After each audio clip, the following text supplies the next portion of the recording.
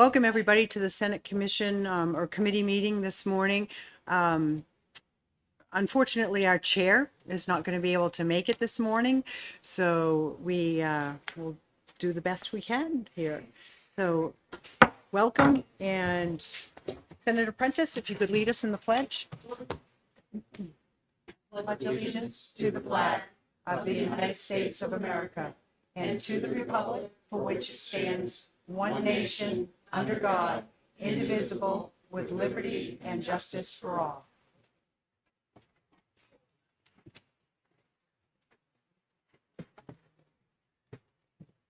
The first bill that we will hear is House Bill 546. Representative Ladd. Okay. Is the- All right. And the chair will welcome Representative Ladd.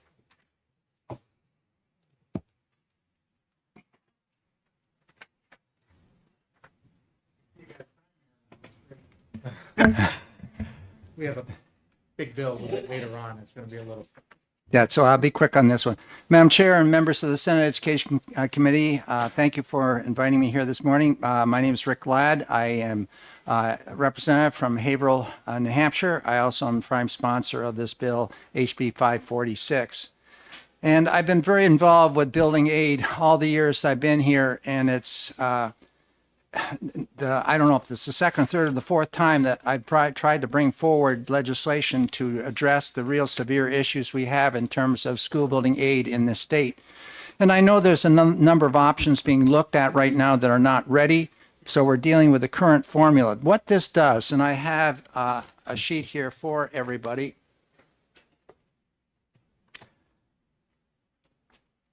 We, right now in law, can appropriate up to $50 million for school building aid for each year of the biennium.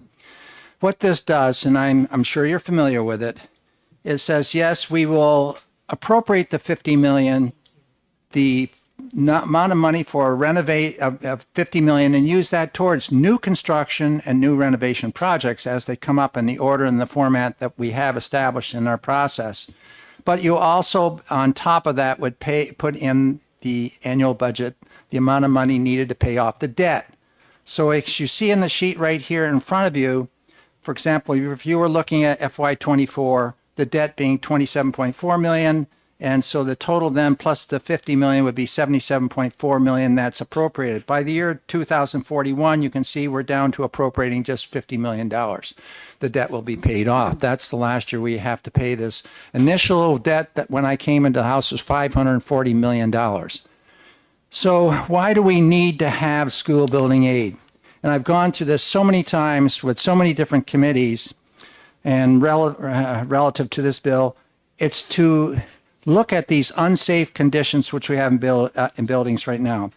Facilities that are not in compliance with the Disabilities Act, unsafe facilities or mechanical and building systems within buildings, overcrowding that we have. And we're in a demographic situation where we're losing students. I concur and understand that.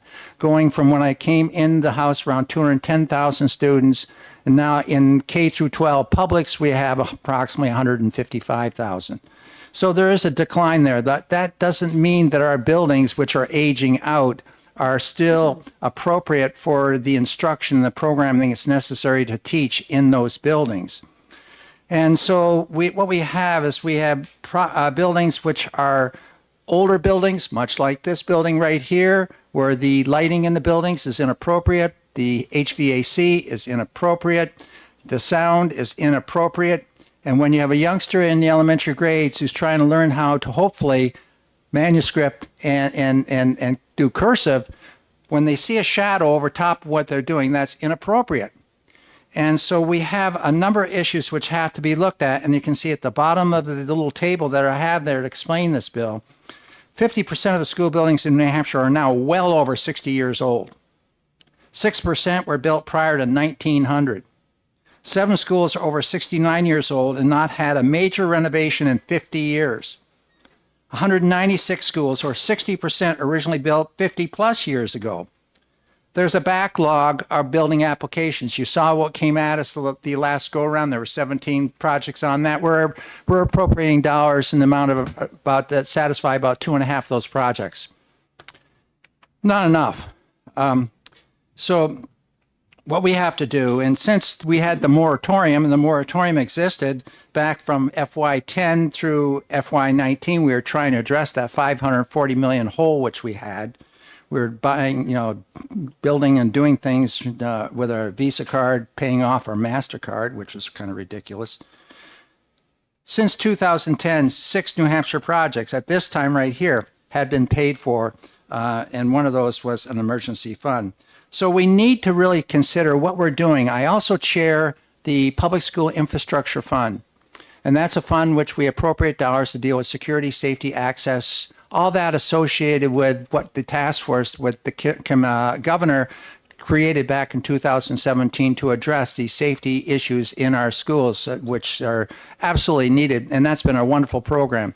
But one of the things about that program, funds within that program are non-lapsing. Funds in this program are lapsing. So if you have, and I'm sure Representative Heath's also going to speak to this because she is on the finance, and I'll let her deal with that, but this bill should be amended to include a statement saying funds in the bill construction are non-lapsing. When we have monies that aren't used at the end of the year, we had the understanding that if we funded, for example, 2 projects, and there was, let's say, $6 million left, and went to the next one on the list. If that one didn't want to take it, you went down farther until somebody came up with a renovation project they could do at $6 million, or they wanted to take that grant money. Then we used it. But when it comes in after the fact, after the close of the year, and there's money left over from some of these, we usually have a balance left over in that fund. It should be non-lapsing. So on the bottom of this statement that I've provided you, there's a quote that I would like to read. The success of our whole system depends as much on a thorough reform in the construction and care of schoolhouses as upon any other single circumstance whatsoever. Written by the Commissioner of Common Schools report to the New Hampshire Legislature in 1847. Things haven't changed. When I travel around this state and I look at the difference, the varying schools which we have, I can walk into wonderful plants which are recently built, for example, one of them being the CTE plant down in Alvern. Then I go walk into my high school, Woodsville High School, or the grade school across the street, and it's just like walking night and day.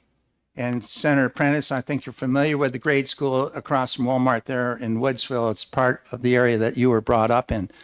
So I would encourage you to consider this right here. In the next biennium, we need to be appropriating the proper amount of money to deal with school building aid.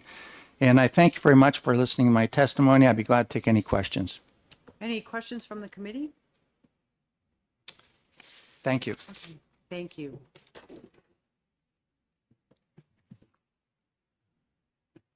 The chair will call Representative Heath.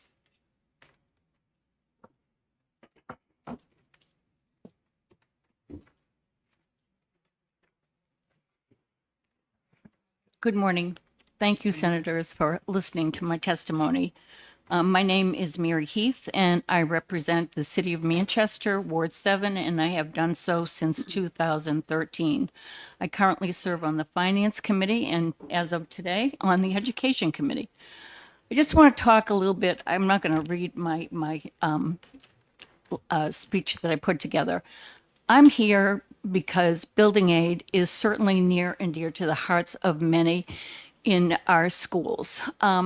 Our schools are generally old, but property taxpayers bear the burden of repairing them and fixing them.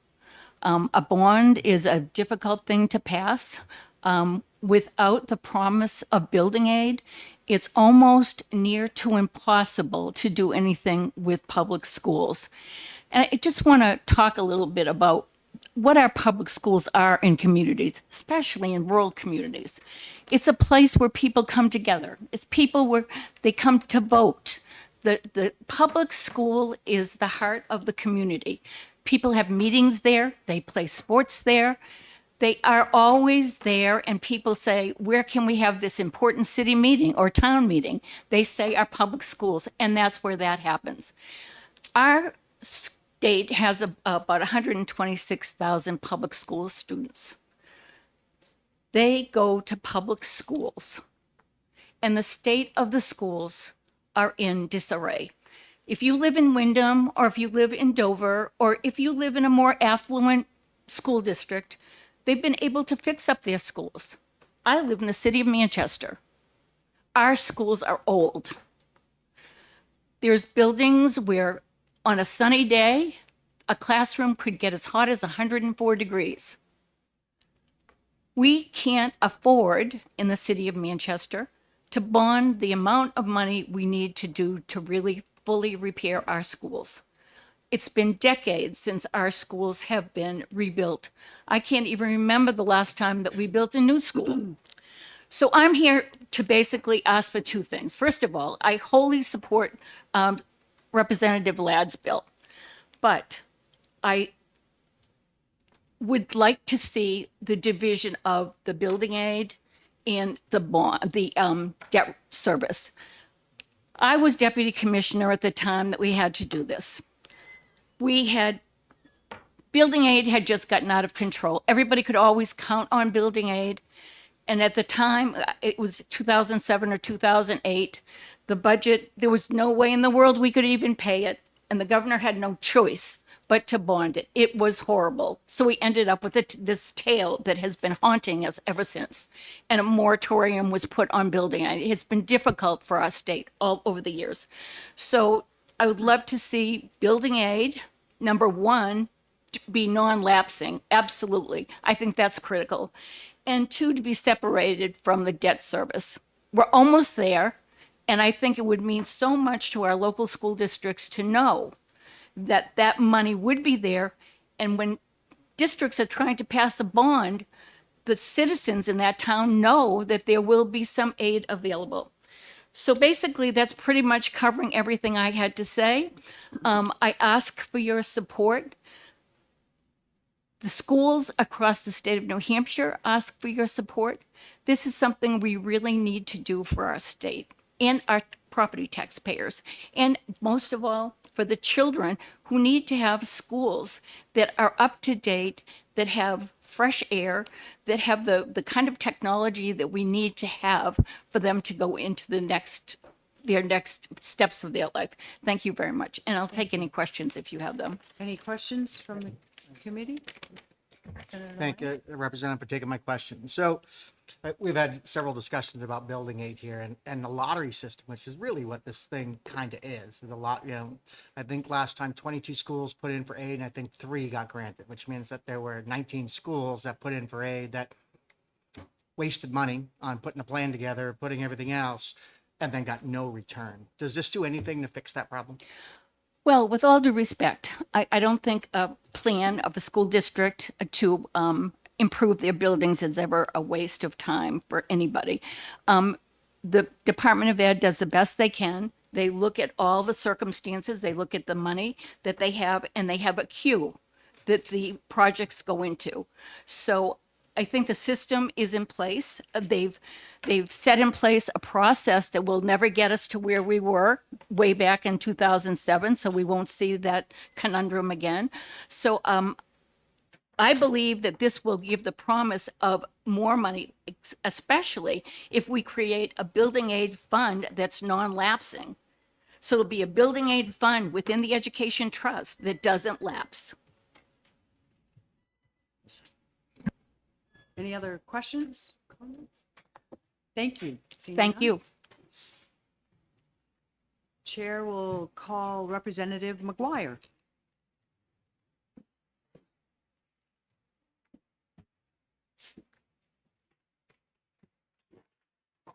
Thank you, Madam Chair, members of the committee. For the record, my name is Dan McGuire. I represent the town of Epsom.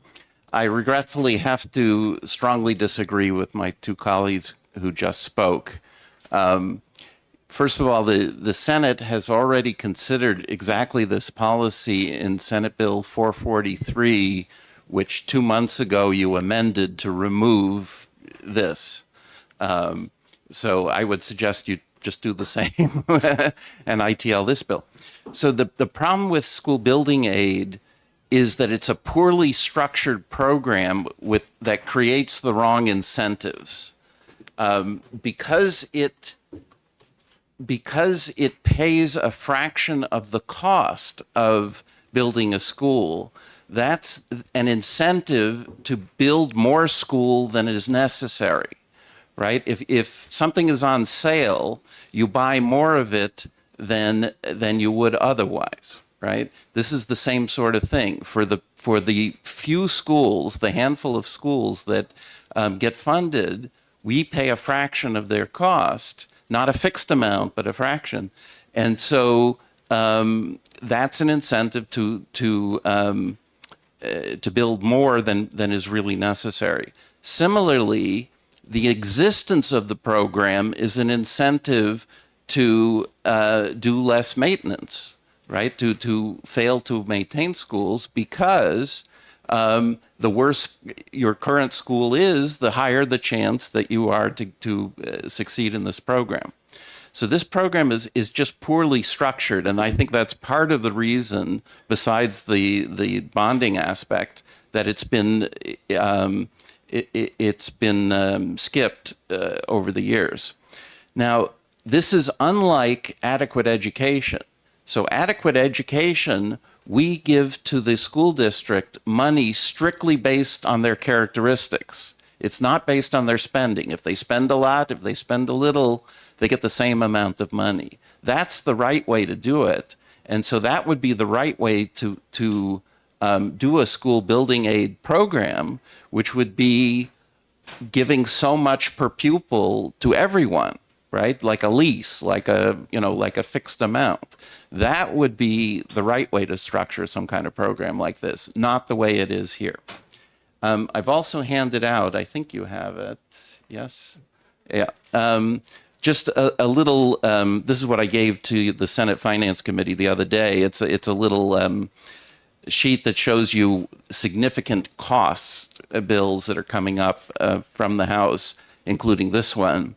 But there are two other education-related spending bills that I think are both superior to this one.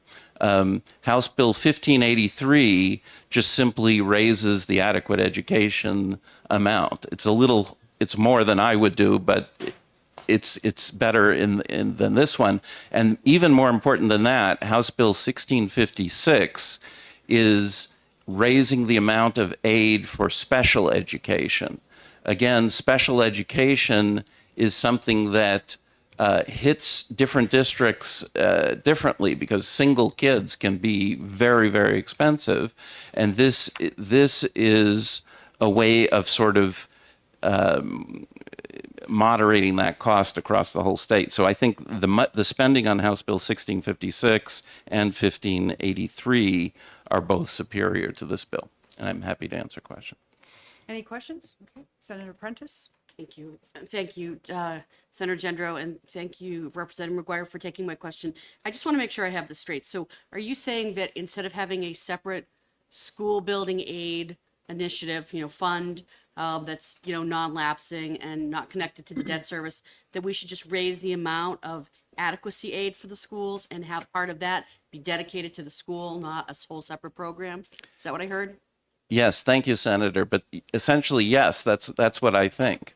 The problem with this program is it picks 2, 3, 4, you get the golden ticket and you get aid, but the other 200 and whatever districts don't get anything, right? So that's the issue. Whereas if inadequacy, everybody gets money, right? And so people can use their money to if they bond, to pay off some of their bonds, or to save, or to do maintenance, or to do whatever. But it would be a way to help everybody, similar to the court's reasoning in the Conval decision, for example, right? Raise the base, not you're the right, you get the money, but you don't. That's the way school building aid works. More. Thank you. Yeah.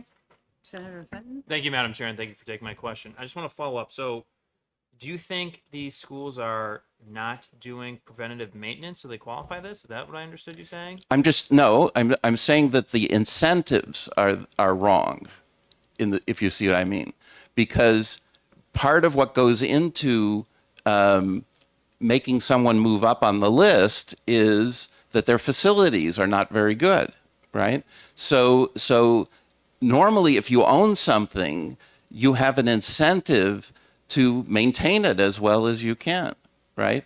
But the existence of the program, the fact that if your facility is not that great, you have a higher chance of getting a new one, right? That's kind of an incentive not to maintain. I'm not saying, this one is doing that or whatever, but it's just incentives matter. They cause people to act a little differently. Thank you.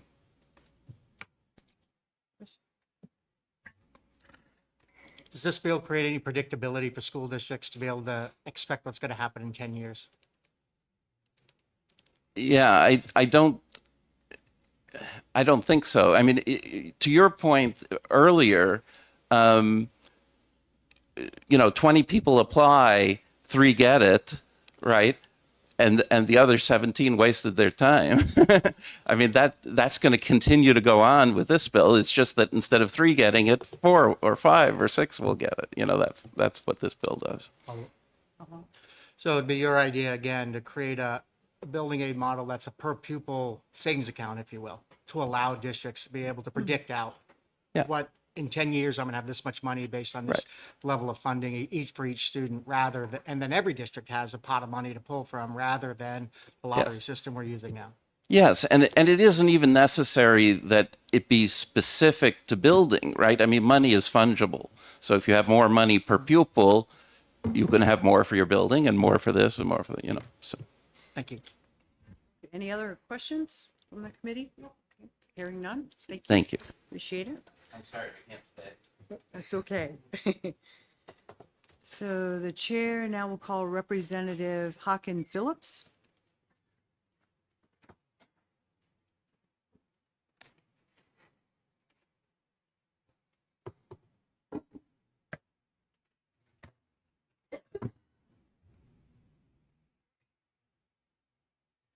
Thank you. Good morning, members of the committee. I'm Representative Mary Hacken Phillips from Grafton County District 12, representing Hanover and Lyme.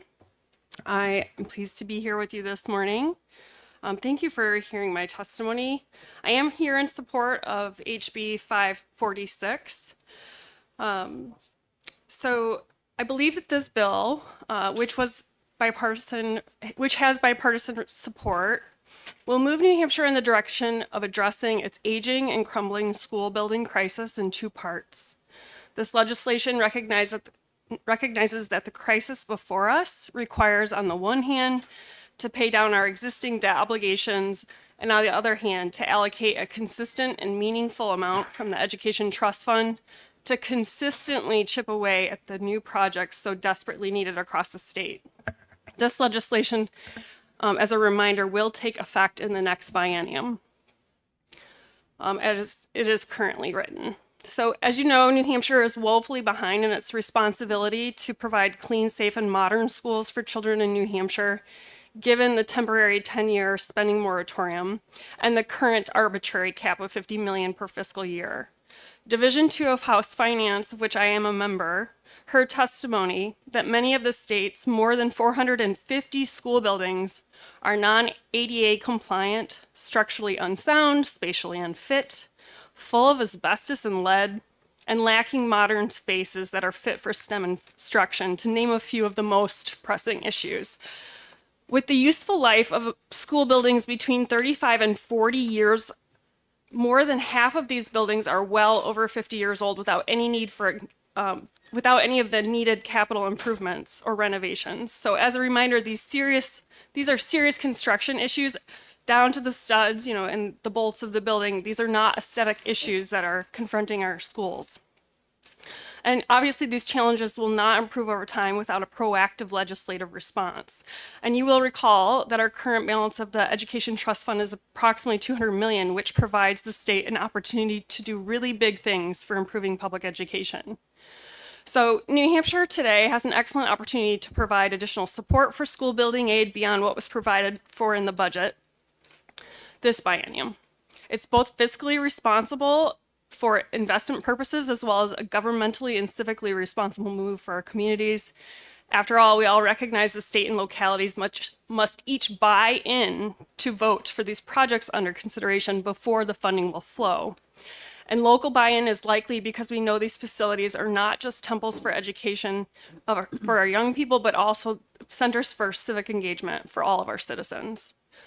I'd just like to take a moment to address the issue about this philosophical idea of incentivizing building more than a district would need if we pass this legislation.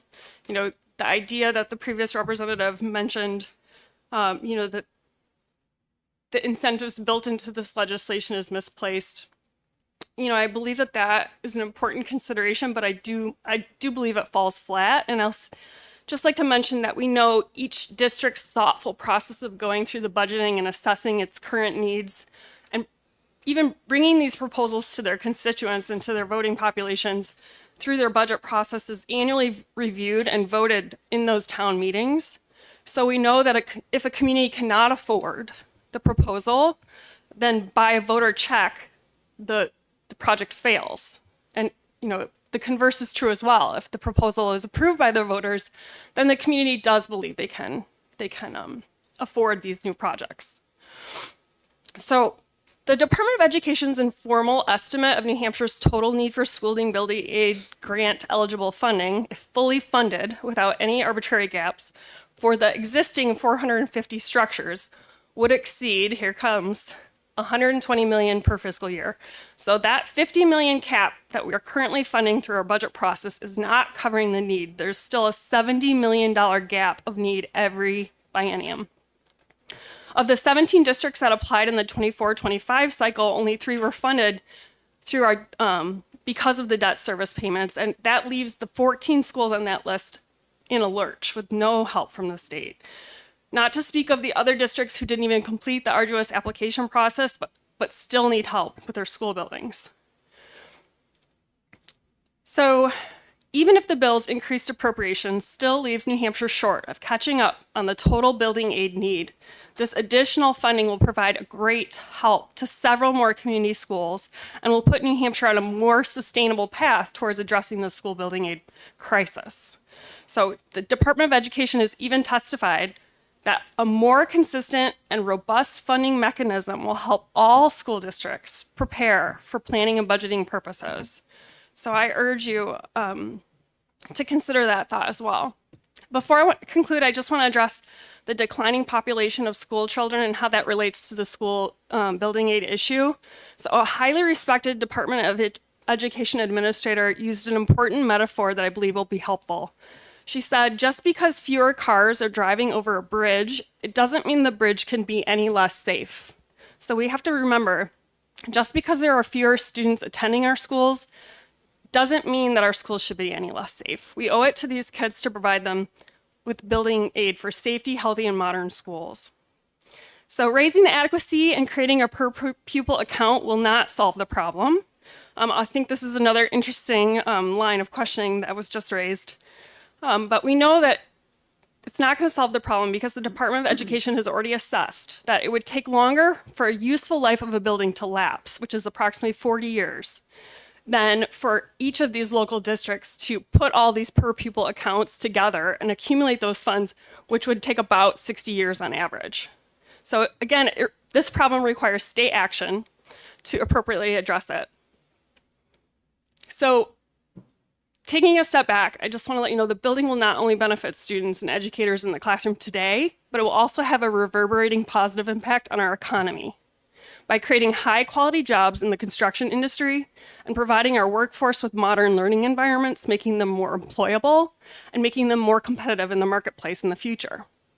So for all these reasons, please, I urge this committee to join the New Hampshire School Board Association, the New Hampshire School Board Authority, and the New Hampshire School Funding Fairness Project in support of the increased funding for our treasured public school buildings.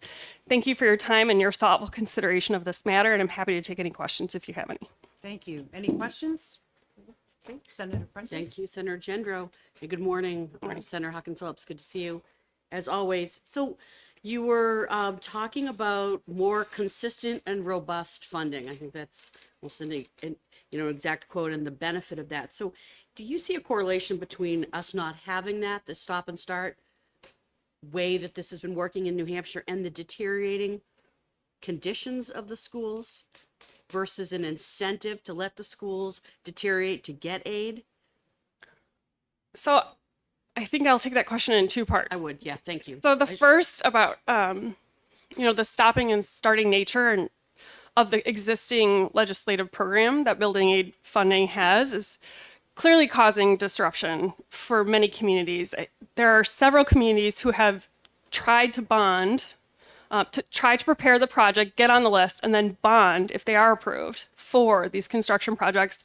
And when it comes to town meeting, their community wasn't willing to go as far as, the proposal was. So, in order to revamp the plans, obviously the need has not changed, but to revamp the plans in such a way that the community will be more supportive of the bonding process, you're going to have to go back, reapply, get back on the list, have another successful application process where you are, again, fit at the top of the list and chosen for project funding. Return to your town or your district to get the votes needed and to hope that the second crack is a little better received. So, the process of meeting the whole, several moving parts, getting it through the process, if you're fortunate enough to do that, hit all the holes at the right moment, your town then can start planning for that purpose, can move forward with the financing. But for every town who can't hit each piece of the step along the way and receive the successful vote at the end of the process, their community is disrupted. They're still with a building that's unsafe and incapable of holding, proper educational operations in. This is a continual hurdle and a challenge that their community will have to face with other creative,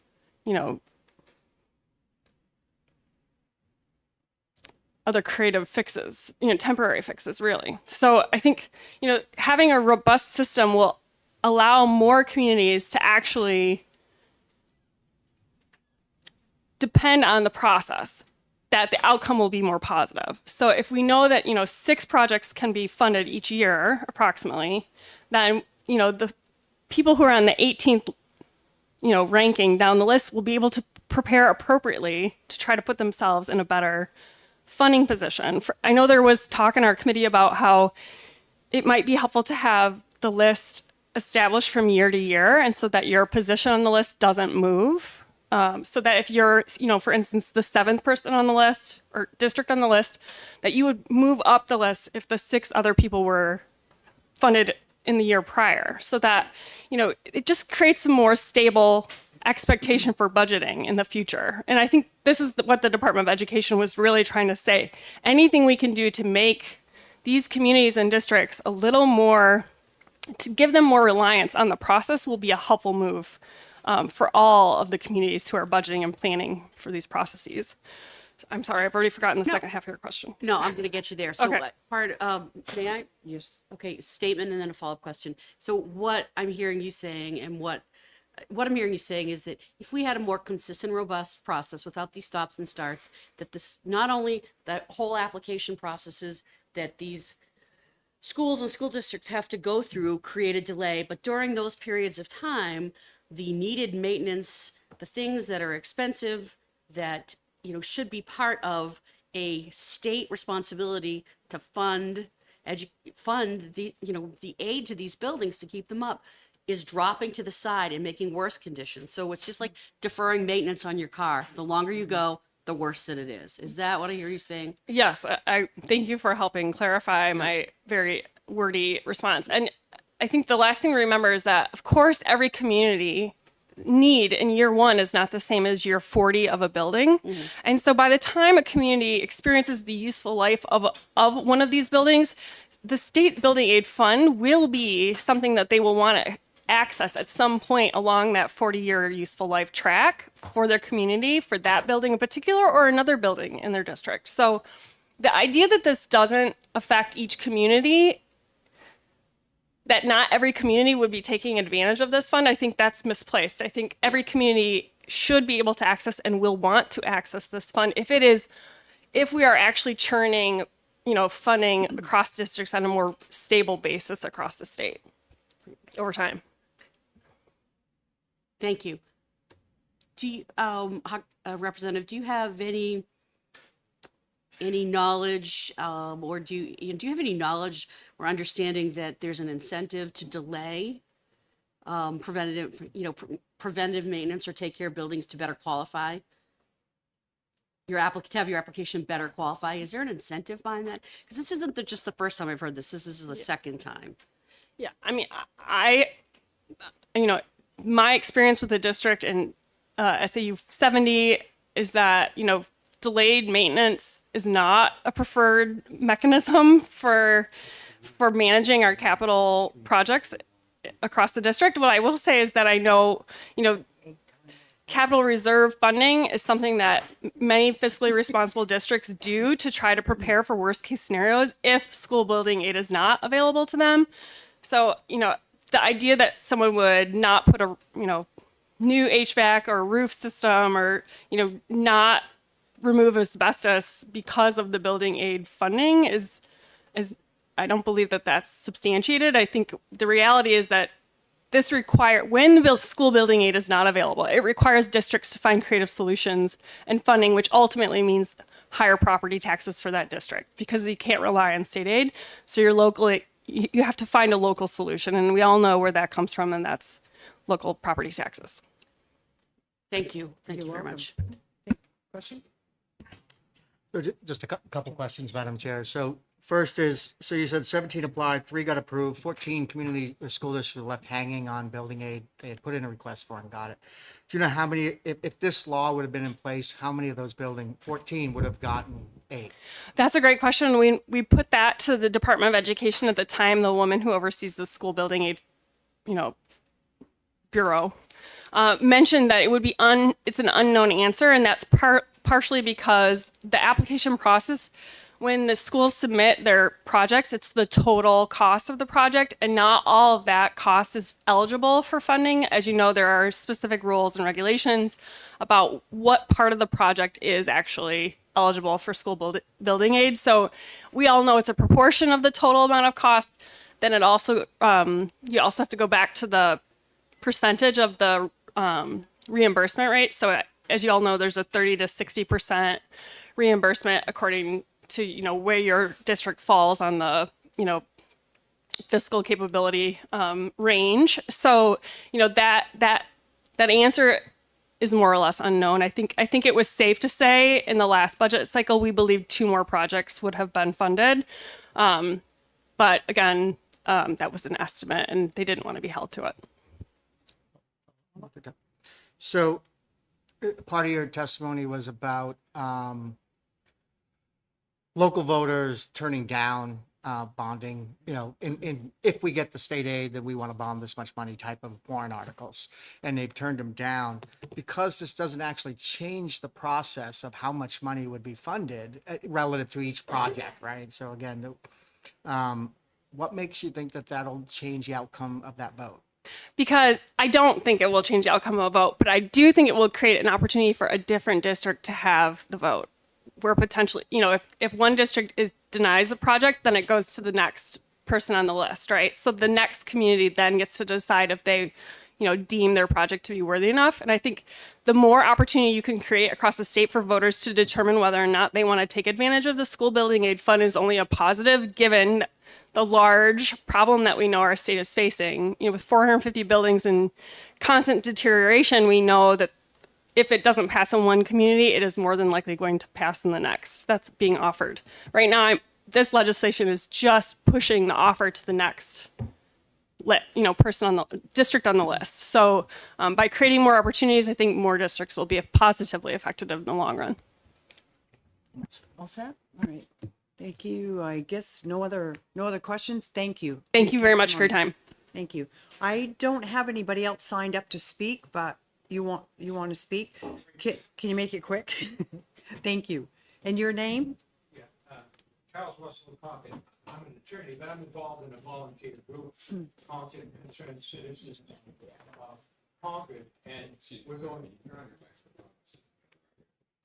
Okay, Charles Russell of Concord. I'm involved in a Concord citizen group, Concord Concerned Citizens. Right now, they're looking at building a new middle school. There's a problem with location, but there's also funding. But I'll share the experience when the application first went in, I think in late 2021, it was for $82 million. And then all of a sudden it leaps up to 178 million with all sorts of promises about the amount of school aid that is coming. And Concord was fourth on the list. The first three were funded, and then I can't tell you, 5, 10, $15 million. All of a sudden, Concord was there at looking for $70 million, which was going to wipe out the whole site.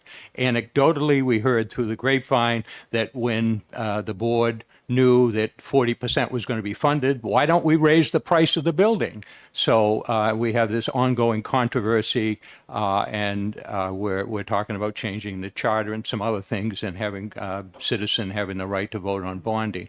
But to answer your question, Senator Prentice, if you look at the rankings, the way they rank the projects, you have to put in how good or bad your situations are in safety and maintenance, and we need a new roof and some of these things. I'm not saying that happened in Concord, but you can see where things like that deferred, or whether unintentional or intentional maintenance could help raise your score and get you up on the list.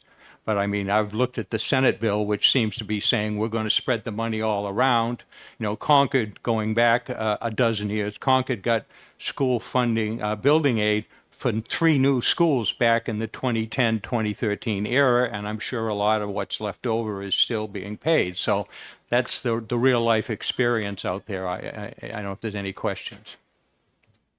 Any questions from the committee? Okay. Thank you. Thank you very much. Okay, we have got a full morning. So this will end House Bill 586, the hearing. The chair now will open up House Bill 1579, and we'll call Representative Tierney to present the bill.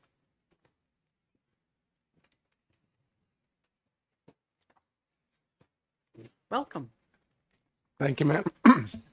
Thank you, Madam Chair, and the rest of the committee. For the record, my name is Representative Jim Tierney. I represent COAS 1, and that is Dalton, Lancaster, Northumberland, and Stratford. Okay, currently there are 107 public school administrative units, SAUs, in the state, not including charter schools, of which there are 31 more. The salaries for superintendents and assistant superintendents plus business managers for the public school SAUs as of 2022 totaled $29,875,496. For those who responded to, it was for 23. For those who responded to the 2023 New Hampshire Department of Education Division of Education Analytics and Resources Bureau of Educational Statistics.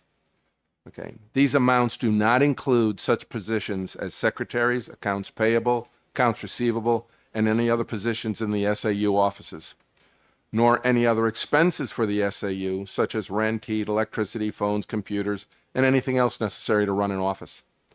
Okay, superintendent salaries range from a low of $15,500 to a high of $192,651, and those numbers are probably off now because more budgets have come through, probably more raises.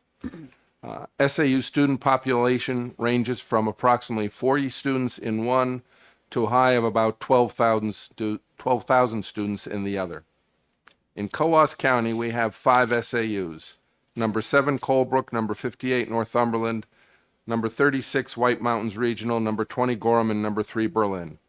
These 5 SAUs have a combined student population of 3,359 students and an average student to SAU staff of 71.5. There are 11 SAUs with a student population larger than the total student population of Coos County. Okay, 64 SAUs have student populations below 1,500 students. 55 have student populations below 1,200 students.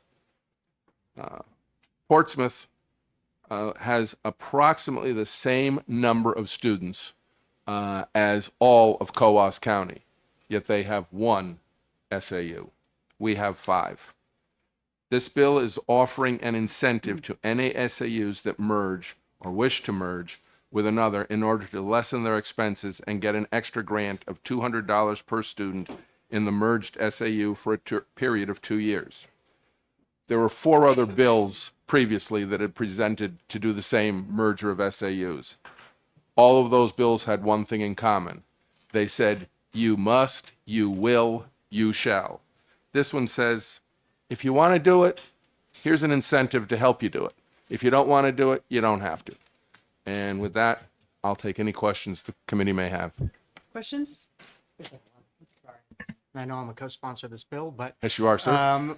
the I don't see the rest of the chapter, and I didn't bring my education book. So the thing that says the planning committee, and we referenced that several times in the bill. Explain to me what the planning committee is. Is it statutorily set? Is it what does that look like? It's statutorily set that the committee exists. That committee is basically all the school districts in the merging SAUs. They would get together, they would form a committee, and that committee would work around and come up with what's going to be the setup for the new SAU. In other words, how many representatives will your town have? How many will your town have?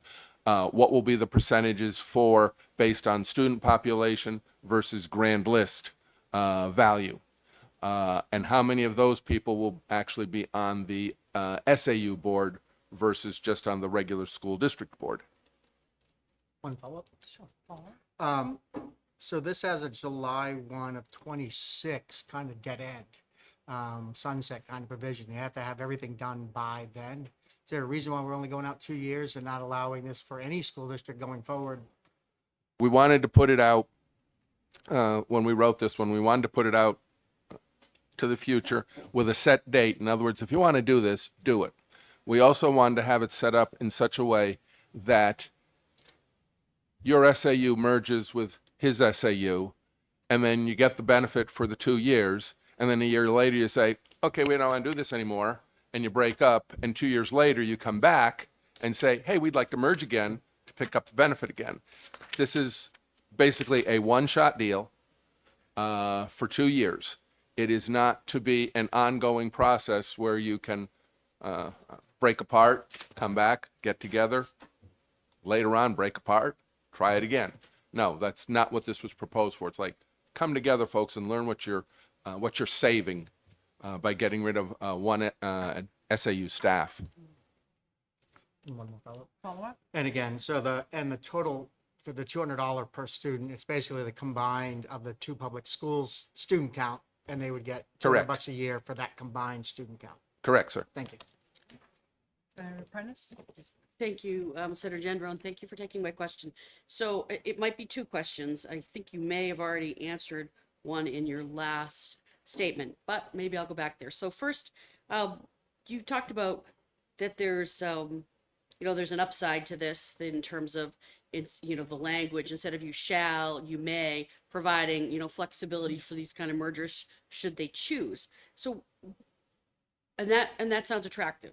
And I have lived in the North Country, so I understand the population and, having all of these, different groups that could potentially come together should they choose. But what's the downside to this? The downside, or at least the downside argument, okay, is that, and I will tell you it is very prevalent in the North Country, is we will lose local control. You will lose some local control. There will be more people having input into what would be the new SAU, for example. Right now, the SAU I live in is 58, which is Northumberland, Stratford, and Stark. If they were to merge with SAU 7, that is basically everything north of us, just about up, all the way up to the Canadian border, which would be Colebrook and all the smaller towns around it. Based on the size of Colebrook, Lancaster, Northumberland, as far as population goes, they would have more representatives on there than, say, Columbia, Stewartstown, and those. And that's where some of the smaller communities say, we lose local control. Well, yeah, you do, but you do save your population money by getting rid of SAU staff that you no longer need. So thank you. So that's exactly my next question. And so now you've referenced it twice. So people could potentially lose their jobs. Do you have an estimate of how many people would be out of work in the North Country if this merger were to take place? I mean, I see the upside and the downside to this, and I think that there are times when we have to regionalize and make change, but I'm curious about what that might look like. Okay, right now in the North Country, in the 5 SAUs, there are 46.13 staff in all 5 of them. Obviously, the 0.13 is a part-timer someplace. If all of them merged into one, you would have one superintendent. You might decide, because of all the various school district monthly meetings that they have, you might need an assistant for them. There would be one business manager, possibly an assistant for him. You wouldn't need, right now in those there's approximately 5 secretaries. I can't tell you exactly how many accounts payable people there are, accounts receivable people there are, what other folks, certain ones have put in. School district I'm in, we have 6 staff members at the SAU. Berlin, if I remember correctly, has 10. Another one has 8. One has 14. Another one has 8. So some folks have stuck other things into their SAU staff. Whether that gets stays or not, like a special ed head for all of it, they might want to keep that in there. There's nothing that says that. All the bill basically says is there will be one superintendent. There will be basically one business manager. There could be an assistant. So how many people would lose jobs if you put 2 of each of those in there, plus a typical staff? Let's say you'd have probably somewhere in the neighborhood of 12 to 16 individuals. So 30 people would lose a job. So 30 people could potentially lose their job in the North Country. Correct. If the decision was made for a merger to take place. Correct. Okay, thank you. You're welcome. Thank you. Other questions? Thank you. Seeing none? Okay. Thank you. Appreciate that. Thank you. And again, we have got a full morning, so we've got 2 other speakers, and I would appreciate it if you could keep it at a 3-minute. We have a wonderful egg timer up here. So if Barrett Christina could come up, and before you begin to speak, Barrett, if you could flip the egg timer, I would appreciate it. Thank you. Thank you, Madam Chair. Good morning, members of the committee. Barrett Christina from the New Hampshire School Boards Association. We are not taking a position on this bill, but rather there's sort of a logistical aspect NHSBA would like the committee to consider. On lines 15 and 16, it said that the merger must be completed by July 1, 2026. In my experience, an SAU merger, withdrawal, reorganization usually takes about 2 years. So in order to comply with the July 1, 2026 deadline in the bill, districts would have to be reviewing their SAU status right now. And that would have had to have been on the warrant at the March annual meeting a month ago. So, we don't take a position on SAU withdrawals or mergers. If a local community wants to withdraw or merge, that's their decision. That's not NHSBA's position to point that out or to take a position on that.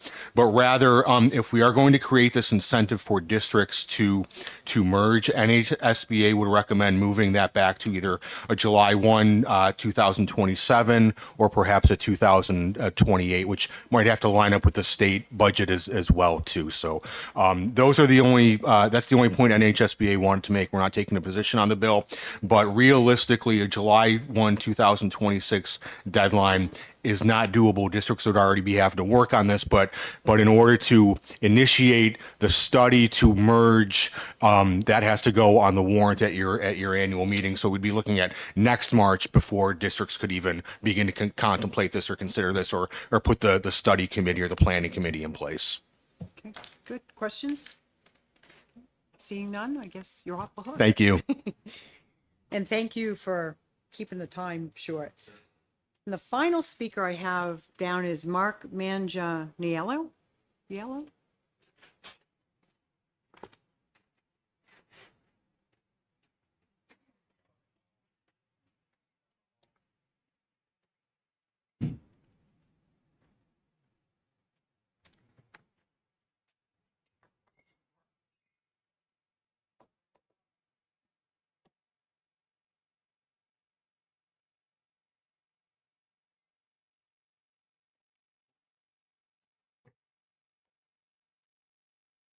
Morning, Mark Manganello, Department of Education, Bureau of School Finance. I'm just here to, if you have any questions relative to the bill. Okay. Questions? So again, the comment has been about the must be completed by date and the fact that the amount of work necessary probably necessitates pushing that off a little bit. Do you have any recommendations on what that might look like? Yeah, I overheard, was just watching on YouTube, Barrett's testimony. I believe that it's unlikely that people won't take advantage of this opportunity because there's going to be a lot of local politics that come at play and a lot of discussion and planning that will come at play. So it's unlikely that anyone will be successful in that window. I can't determine if it's impossible or not, but probably unlikely. But yeah, if you extended that deadline of that opportunity, it would be more likely that people would enact on it, and it would give them probably more time to. Some of these mergers or concepts take more than one bite at the apple, where they try it, it fails, they study it, it fails. So I imagine if you extended that timeline, more mergers would take place. Other questions? That was easy. Thank you. Thank you very much. Again, time-wise, but Mark was the last one to sign up to speak. Is there anyone else in the audience that would like to speak quickly? Okay, so this closes the hearing then on House Bill 1579. Thank you. 1665. Can you take?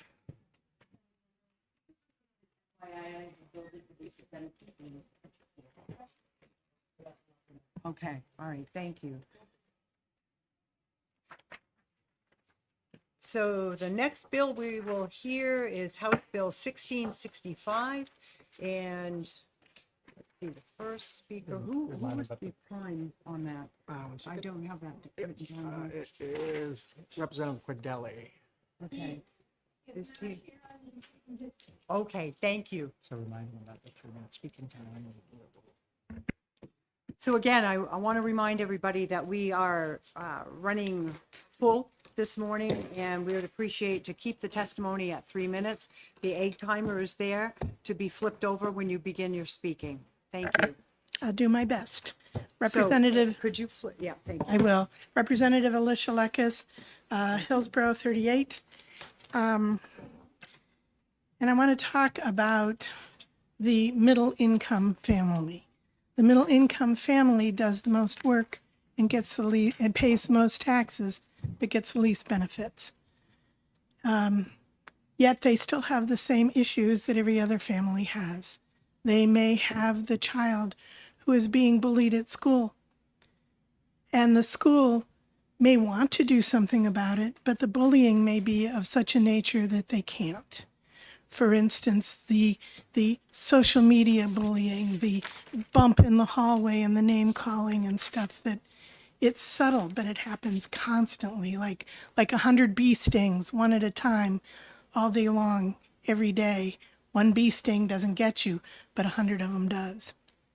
And they want to be able to move their child, maybe to a different school that might have a different culture that might not allow that, and yet they can't afford it. Or the child who's maybe autistic, and the school is doing everything they can to help that child, and the child loves their teachers, the child loves their classmates, but it's a big school, and the student still has to change classes through those big noisy hallways, and that may be overwhelming. And while the school's doing whatever they can, it just doesn't fit the child. And it might be better to send them to the small public school a few towns over, or to send them to the private Montessori school in the same town, but the parent can't afford it. When EFAs first came out, I was working on that. I pushed that very hard. And there were lots of parents who were all excited because finally they could get their kids the education they needed. And yet, because originally there was no cap, and then there became the cap of 300%. And I heard from so many parents who were so disappointed because now their kids were stuck still. I started asking questions. I talked to the DOE money people. I talked to the state money people. I talked to lots of outside people. I talked to lots of parents, asked them, how much money do you make? How many kids do you have? To try to figure out what would be appropriate to get these middle income families the ability to send their kids someplace. Because if you're poor, you have scholarships. If you're rich, you can go wherever you want. But if you're middle income, you're just stuck. You can't afford it, but you can't get any money.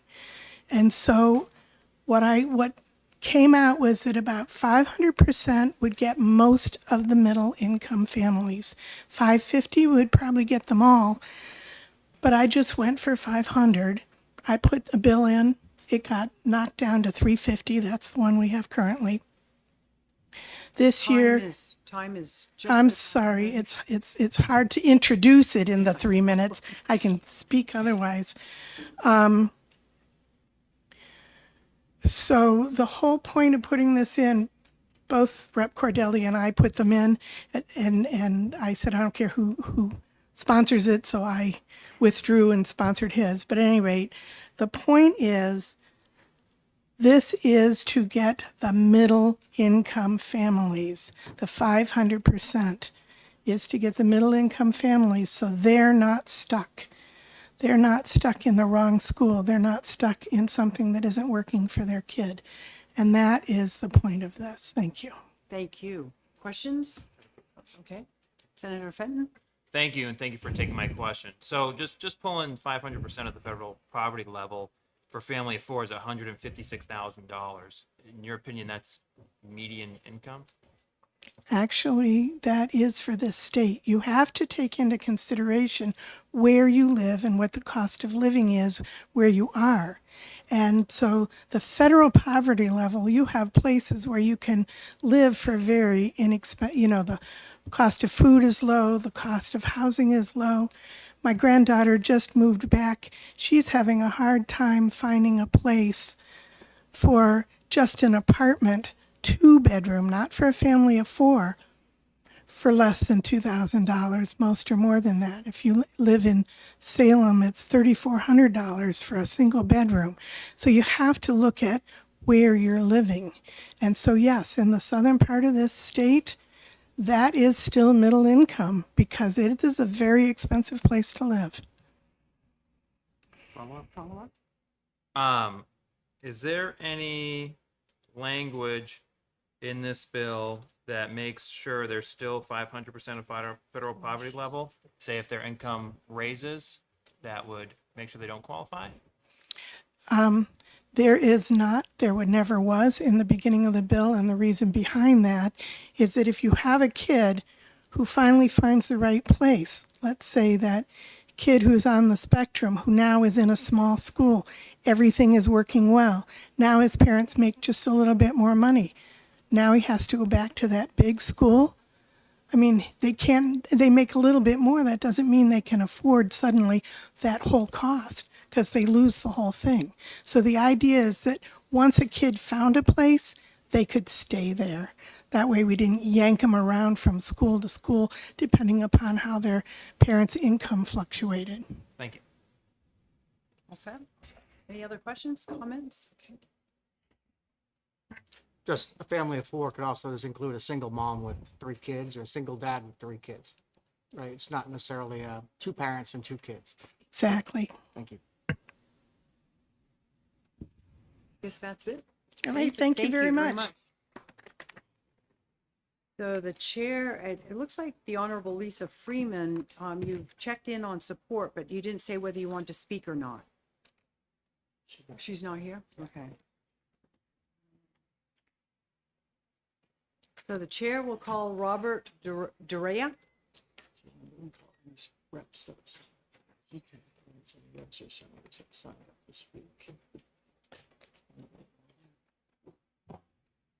First of all, I'd like to thank all of you very much for allowing me to come to speak in regards to House Bill 1665N regarding the eligibility requirements of families that need help with their children regarding educational needs. I come here today to share with you an exemplification regarding my child and this education program, which I found out was available versus homeschooling. She had an incident that had happened to her in her school where, as a father, I had to protect her and decide, no, she's not any longer staying in this school. I have to look for an alternative choice. And then I found the Child Scholarship Fund of New Hampshire, and I was like shocked. I contacted them. They were very nice, and the ultimate achievement was I saw a daughter, she's 10, who had come home from school crying because the school she was going to was mainstreaming behavioral disorder children into the classroom, and they would yell and scream and yell and scream. And then my child had an incident where she was victimized, and I decided I won't get into that, but I decided it was best. I had to look for an alternative. I did. I got her into an alternative school, which came only eligible from your graces in passing this legislation to begin with. And to open it up for a wider variety of parents, I believe would be a good idea. I watched my child be from a child coming home crying, little self-worth, to a child now that has had 5 semesters, 33 A+s and 3 A's in 5 marking periods. She has individualization, which is not given in the public school sector. She has been thriving to the point where her self-esteem has increased. I just signed her up for acting and singing. She won her soccer championship last year. She won a basketball championship. It had a lot to do with setting, okay? I'm an example of having tuition assistance in another state, and I earned a degree, and I went on to earn a master's, and I spent 20 years in the field of psychology working with children. I wouldn't have had that opportunity without a similar program as this Freedom Account program. And I really strongly support it because I am evidence myself, and so is my daughter, of a before and then. And I just want to thank you with all my heart for creating this program, because y'all had done wonders for my daughter. And as a parent, and if you have children, you know what that means. And Well, my thank you time for is up. your- Thank you for your testimony. Questions, comments? No, hearing none? Good. Thank you. Thank you.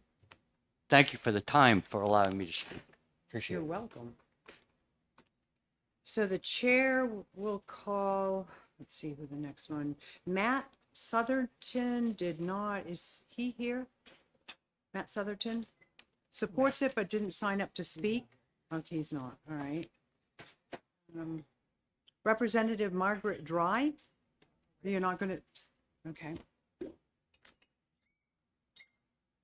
Michael King and Judah King.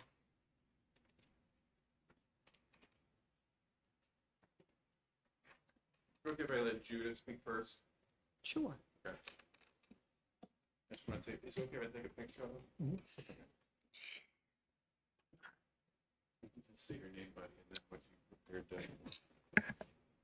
Good morning. Good morning. My name is Judah King, and I am supporting the Children's Scholarship Fund because it can help kids like me start businesses. And personally, my two parents have started so many businesses, and it's a huge inspiration on me. So when I grow up, I want to be a successful business owner. And it has helped me to spend a lot more time with my parents because I'm homeschooled. And yeah, that's all I gotta That's say. pretty awesome. Thank you. Thank you for sharing. You think your dad would like to speak too? Yes. Okay.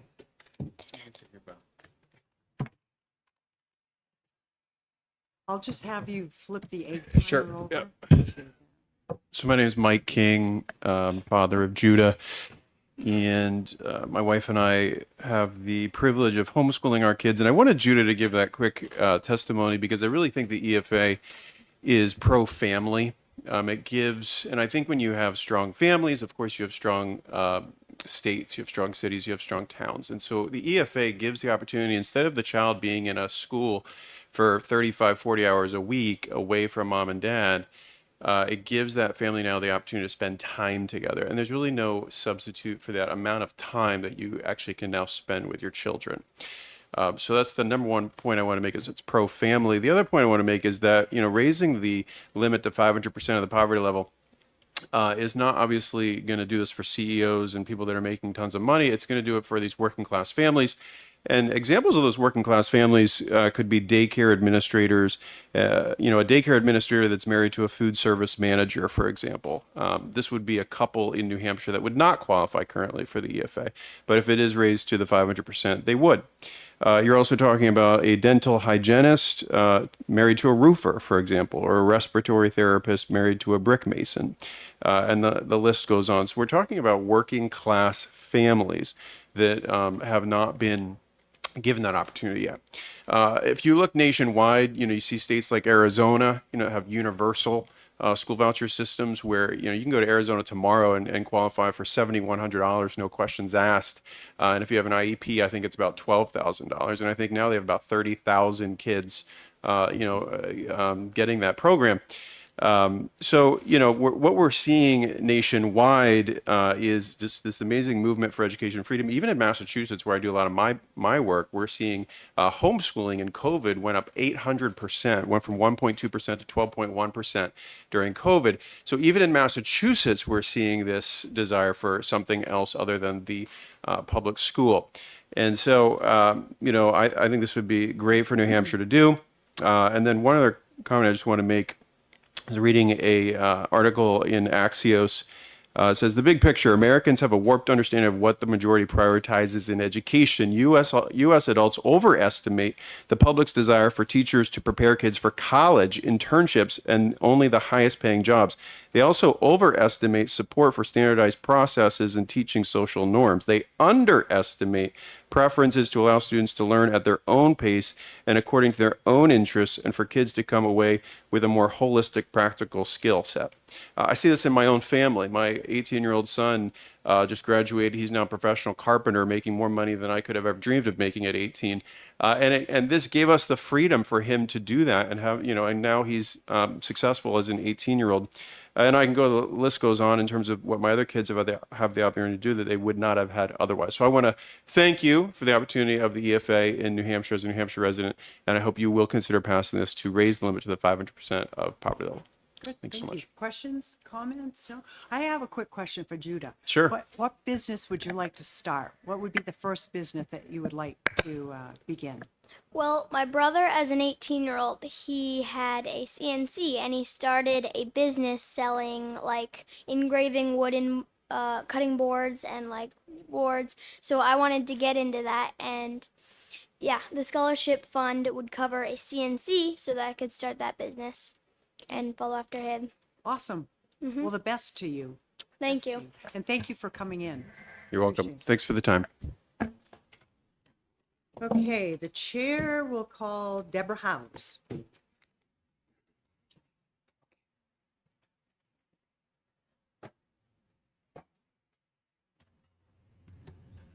Can you flip the egg timer over when you start, Deb? There we go. Thank you. Okay. So good morning, Madam Chair and members of the Senate Education Committee. My name is Deborah Howes. I am president of the American Federation of Teachers, New Hampshire, and I'm here on behalf of our 3,700 members across the state. We mostly work in K-12 education as well as in public universities and a private university and town employees. We are also parents and grandparents of New Hampshire school children and taxpayers, so we are very invested in the future of education in New Hampshire and in growing strong, thriving communities, which is dependent on public education. We oppose HB 1665, which would expand the current school voucher program in New Hampshire. I want to start off by reminding you that every Granite State student has a constitutional right to a robust education through a public school in New Hampshire. And by robust, I mean one that has certified professional teachers in the classroom, small class sizes, school nurse and counselors, paraeducators who are well trained, special education support for learners who need it. All these things that you're hearing other people mention they found by leaving public schools. We need every single public school to be able to provide that. And in order to do that, we have to have adequate funding. Public education has to be as robust in Berlin, Franklin, and Claremont as it is in Bedford, Wyndham, and Hanover.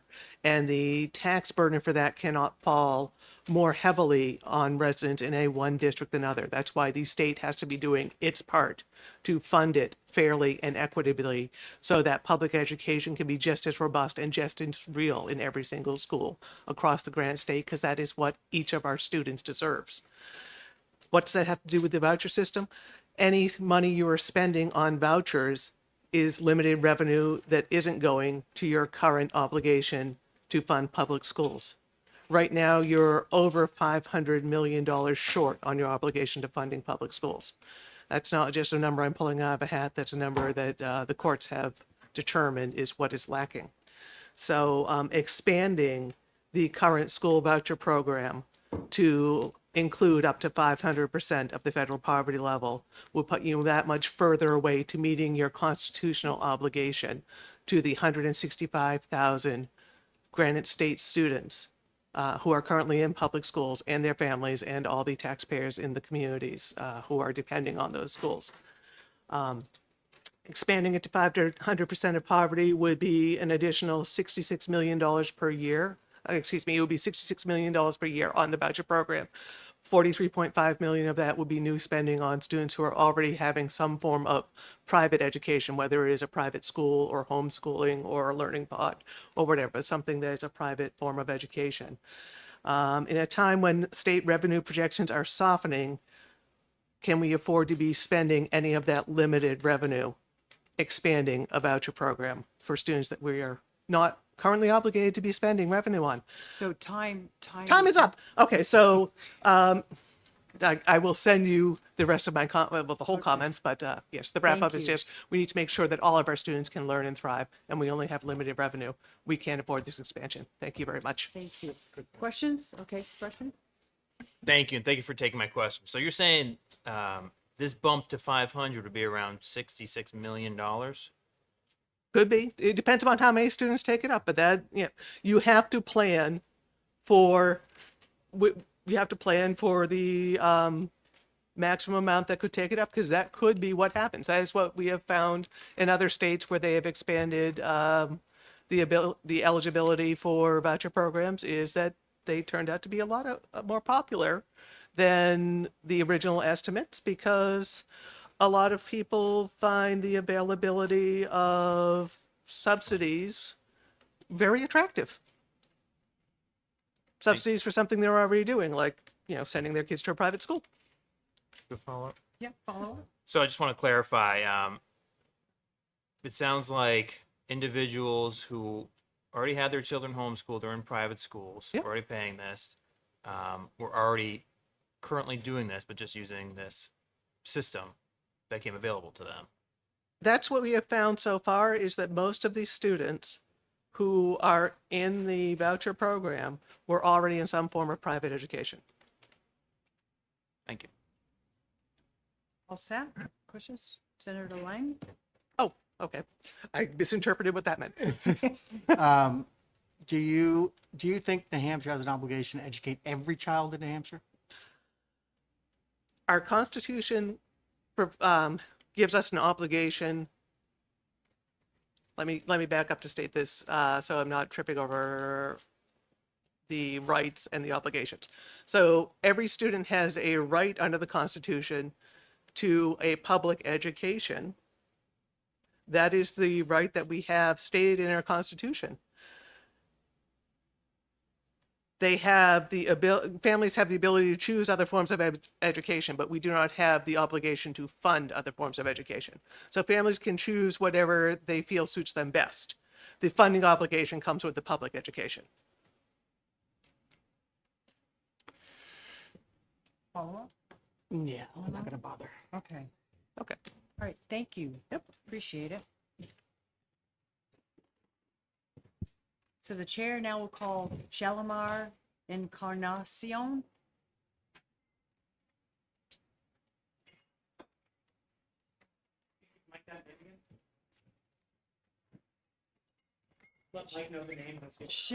Shalimar Encarnacion.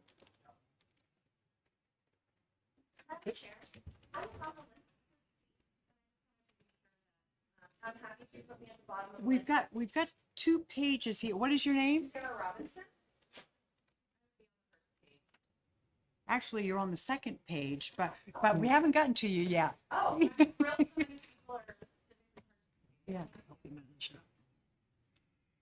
hi. Good morning.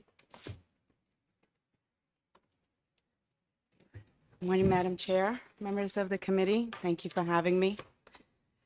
My name is Shalimar Encarnacion, and I live in Manchester, and I'm a mother of 3. They're all now adults. But I am in support of this bill, HB 1665, because this is about making the New Hampshire EFA program accessible to all families. As a Hispanic leader of color in my community, I've seen firsthand how many of the communities just don't have the equitable access to educational resources outside of the public school. It's clear to me that making this education freedom accounts available to median income families is a huge step forward. This is about removing barriers to help all New Hampshire children reach their full potential. This is about helping individual New Hampshire students to succeed academically by allowing resources to help meet their learning journey needs. But today I want to talk to you about my youngest son, Angel, he will be 22 next month. But Angel struggled a lot in his educational journey. His story is a very sad one of success at first, but then I don't want to say failure because his story hasn't been written yet. When Angel was born, his fontanelle closed the very next day, and his forehead just flattened. The doctor said if the skull bones did not start to shift within the next week, they were going to drill a hole in his head to allow the brain to expand. But with much prayers, the bones did shift. But we fast forward to elementary school. At age 6, he was found to have ADHD, and he went undiagnosed with nonverbal learning disorder until the year 9 years old. And nonverbal learning disorder is very similar to Asperger's. So now he's a child with ADHD and as well as prone to severe migraines due to the crushing of his forehead. And now he's on the spectrum. He was given an IEP in 3rd grade. In 6th grade, he was having lots of difficulty at the public schools. When he started at the middle school, we told him about the situation and asked him if they could accommodate him. And they said no to our requests. And they refused many of the ideas that aligned with his IEP repeatedly. He would always end up having problems with the teachers, and the environment and the stressors would trigger his migraines and cause him a lot of anxiety. And so he was on a lot of anti-anxiety meds. And all this had him acting out of his normal behaviors. But the school's response was to stick him into in-school suspension.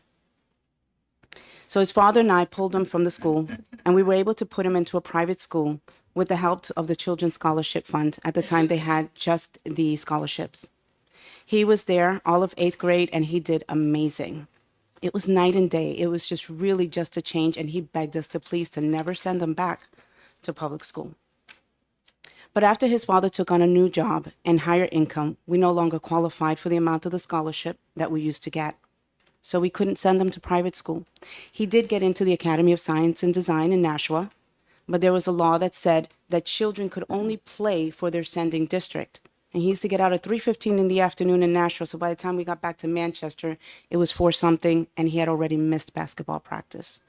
So we brought him back. So you're out of time. Can you just kind of wrap it up? For us? Yes. We're trying to keep testimonies to about 3 minutes. Okay. So what basically we'll say is, today, Angel is a high school dropout. He was supposed to graduate in 2020. And it did not help all of this that transpired prior. And he's become one of those statistics. He's a brown boy that is a high school dropout. I'm here because I have grandsons. He has a child. And I want to make sure that not just my grandchildren, but also all the children in New Hampshire that do qualify for the EFA, if they are able to get the higher income passed, would be able to qualify and not go through what happened to my son. Well, thank you for sharing your testimony. Do we have questions or comments? No? Okay. Thank you. Seeing none, thank you. The chair, Sorry. Next up is Mary Wilkie.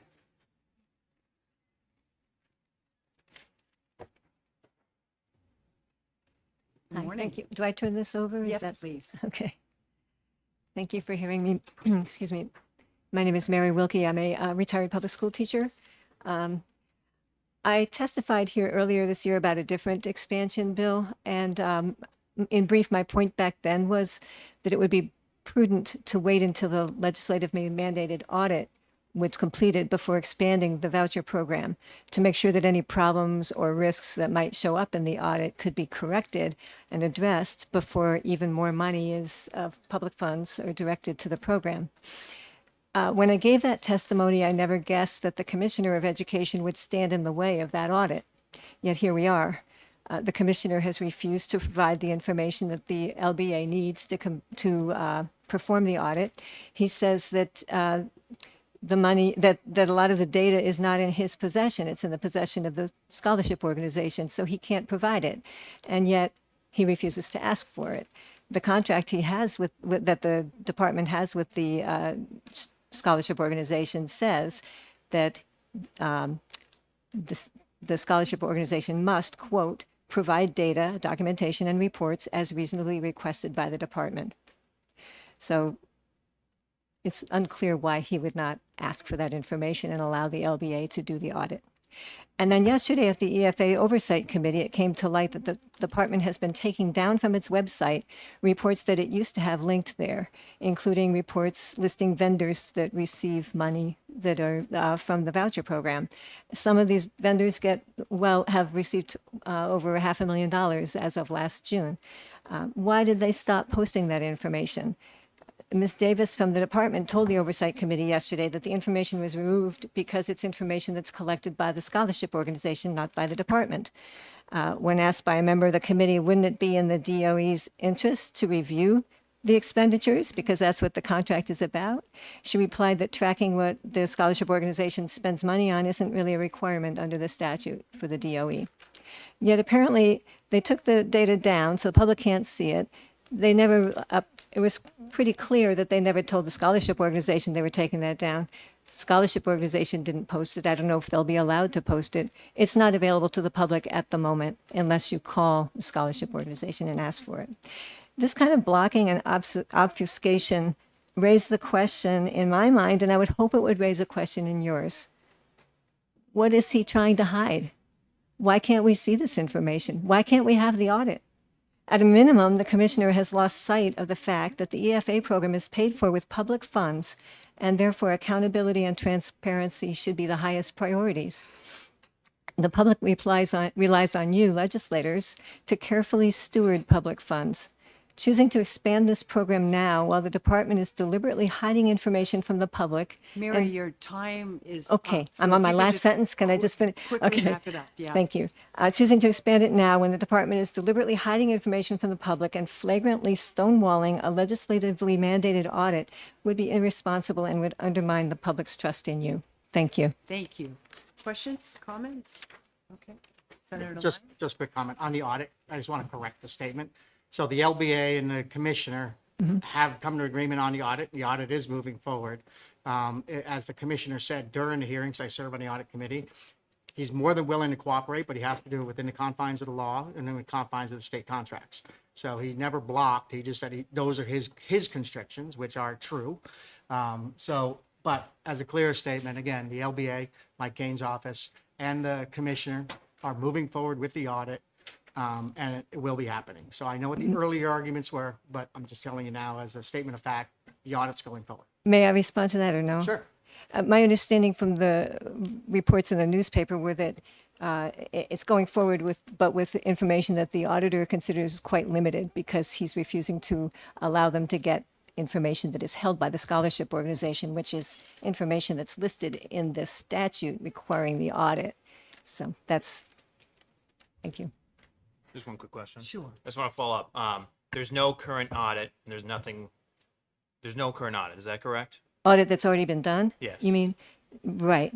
The only audit I'm aware of is that the national organization of which the local Children's Scholarship Fund is a part is one out of 20 or something other programs that they administer all around the country. They've had a regular financial audit, but not a performance audit that looks at whether there are controls in place to make sure that nobody's, committing fraud when they spend money one way when they're supposed to be spending it another way, that kind of thing, or looking for safeguards to make sure the money's being used the way the law requires it. As far as I'm concerned, there's been no audit like that. Right. Thank you.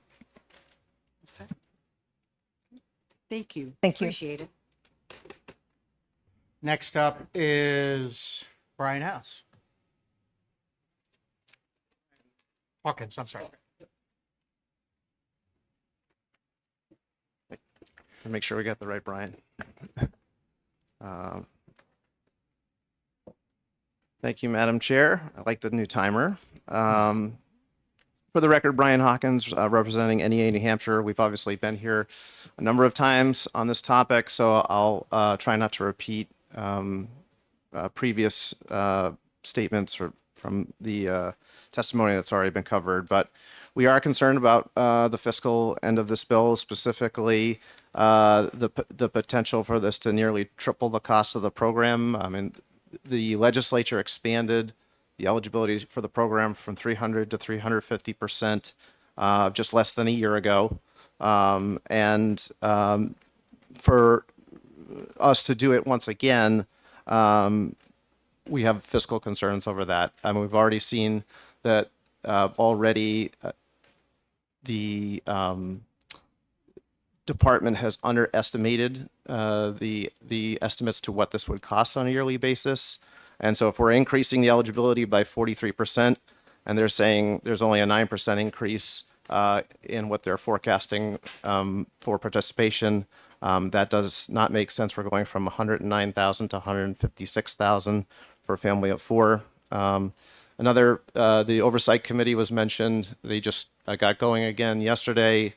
The testimony from the scholarship fund was that they anticipate we're only in April, and they already, I believe, had an additional 500 applications for the fall.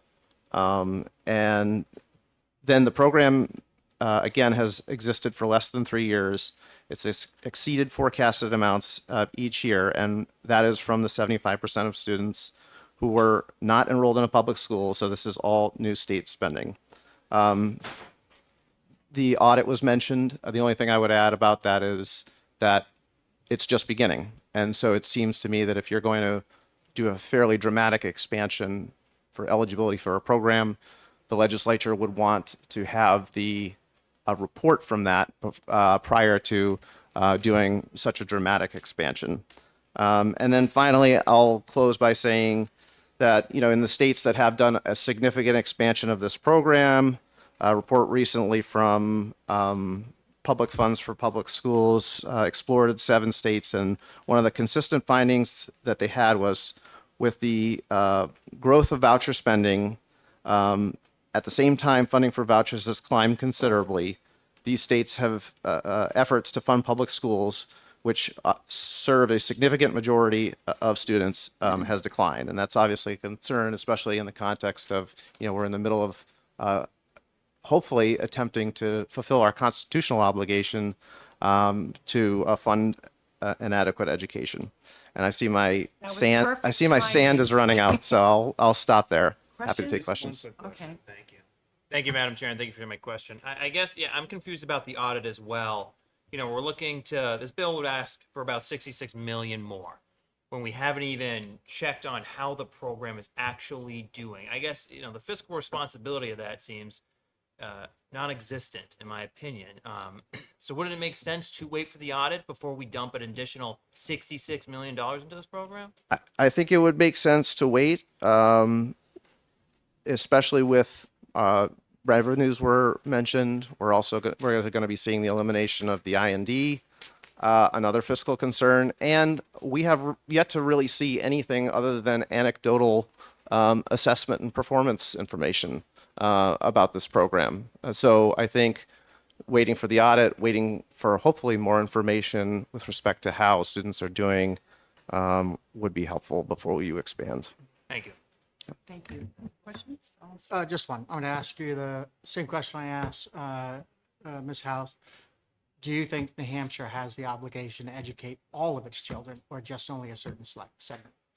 I think we have the obligation to do that through a public education, through a free public education. And I think that has been something consistent that the courts have said.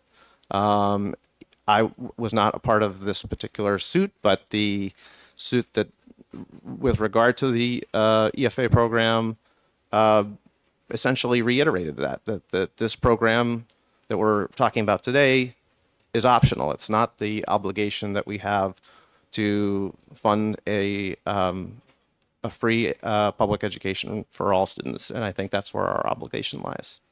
Follow up? Does New Hampshire have compulsory education for all children regardless of where they attend? You do have options for how you educate your student. We've talked about homeschooling and others. So I mean, there are choices for people if they choose not to. But we know that nearly 90% of students and their families choose public schools. Follow up? But again, no parent can opt out of educating their child. Every parent by state law is required to educate their child. And I think that speaks to the priority that the state and the legislature has placed on education and the value that that education has for lifting students up. And so, and to that, that is why it is so important that we make sure that we fund a public education so that whether you are in Berlin, Pittsfield, or Hanover, you can get a high quality public education. Follow up? But again, I'm going to go back to the obligation of the parent, not the obligation of the state, the obligation the parent put on it by the state. Mhm. Does every parent is obligated by state law to educate their child? There's a compulsory education requirement. There is a statute, yes. There is a compulsory statute, yes.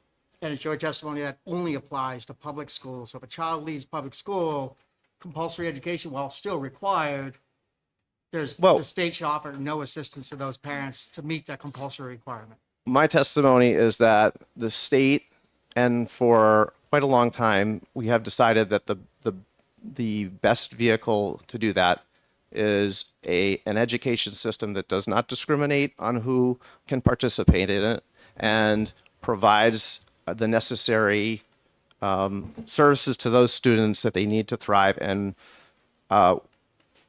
unfortunately, the state has fallen down on its obligation to help communities fulfill that. And so we are hopeful that the legislature will do that first and foremost and prioritize that before you go and expand an optional program, which is only 3 years old. Good question. Do we audit public school dollars? My understanding is every year, local public schools undertake an audit. Thank you. Do you have a follow-up or another question? No, I'm going to let it go. We'll move on. Yeah. Thank you. Thank you, Madam Chair. We've got another. Next up is Sarah Robinson.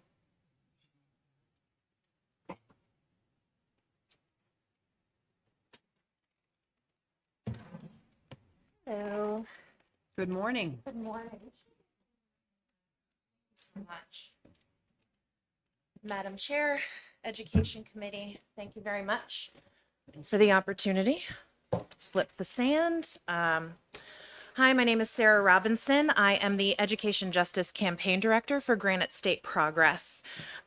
Last week, the Concord Monitor ran an op-ed from Beth Lewis of Save Our Schools Arizona and Damaris Allen from Families for Strong Public Schools in Florida, which are the paper copies that I've offered for your reference today. In that piece, Lewis shares the devastating budget impacts of universal school vouchers in Arizona. Nearly $1 billion has been siphoned away from their local public schools. Oh, thank you very much. Now districts have to choose between laying off hundreds of teachers or shutting down entire schools. In Florida, Allen is watching her state spend over $4 billion on private schools, 65% of which are not accredited. These individuals are worried about a robust, adequate education for their own children, and they can see what is happening to New Hampshire public education as well. They recognize that the Granite State is quickly following in their school voucher footsteps, and they wish to see us avoid the fate that they are having to address today.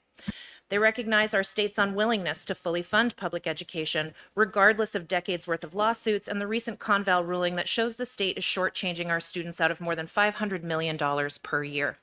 Instead of correcting this deficit, some of the legislature push forced local taxation to meet the needs of our public school students and the educators that serve them, while also further raising property taxes through school privatization.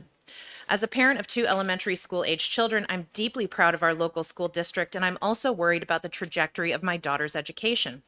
If funds continue to be siphoned away from their schools, will they have fewer opportunities moving forward? Will they have everything they need to build a strong and vibrant future? If our state continues on this trajectory, if we continue not to heed the warnings of other states, what will be left of our schools and communities? Our students deserve a fully funded, honest, and inclusive public education. They deserve high academic standards and a degree that prepares them to lead and be successful in life. The increased school voucher bill before you today points our students and our state toward a different future, one that states with that experience are already warning us about. And the deeper budget deficits we will see as a result of increased school voucher spending have repercussions far beyond the schoolhouse walls. It will affect homeownership, workforce shortages, and the general strength and well-being of our local communities. When people take the time to share their warnings, we must heed them or we will reap the consequences. Thank you. Thank you. Questions? Thank you very much. Thank you. Next up is Andrew Yates.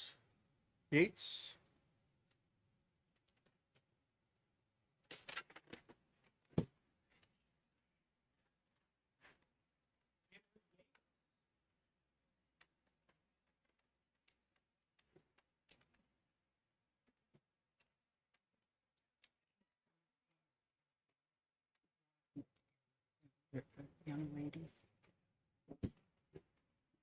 Good morning. Good morning. Flip this. Great. Chairman Ward, members of the Senate Education Committee, thank you for the opportunity to submit this testimony. My name is Andrew Yates. I'm a Government Affairs Director with Yes Every Kid, and we are submitting testimony in support of HB 1665. I saw the lengthy sign-up list and a very full lobby, so I will let you. I have submitted this testimony if you would like to read it. I'm going to beat the timer. One quick note: I did want to point to a poll conducted by EdChoice in March of this year that 74% of New Hampshire school-age parents support the EFA program. We believe that every student and their family deserve the ability to choose whichever educational pathway is best for them. Students are better served by having more educational options, opportunities, and limiting those options stifles a student's access to education that best fits their needs. We encourage the committee to support this piece of legislation with an OTP vote, and happy to answer any questions. Thank you. Question? Guess you're all set. Thank you very much. Y'all have a good day. Thank you for your testimony. Yes, ma'am. So we'll bring up in pairs. We have 4 people from Acton Academy wishing to speak. So I'll have Lexi and Kinley come up. And then I'll have Kaylee and Addison come up.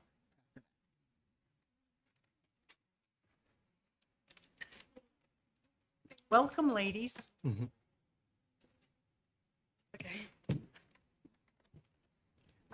Hello everyone. Thank you for giving me the opportunity to speak on this very important bill regarding freedom of Hey, just educational speak in the choice. microphone a little louder. Oh, okay.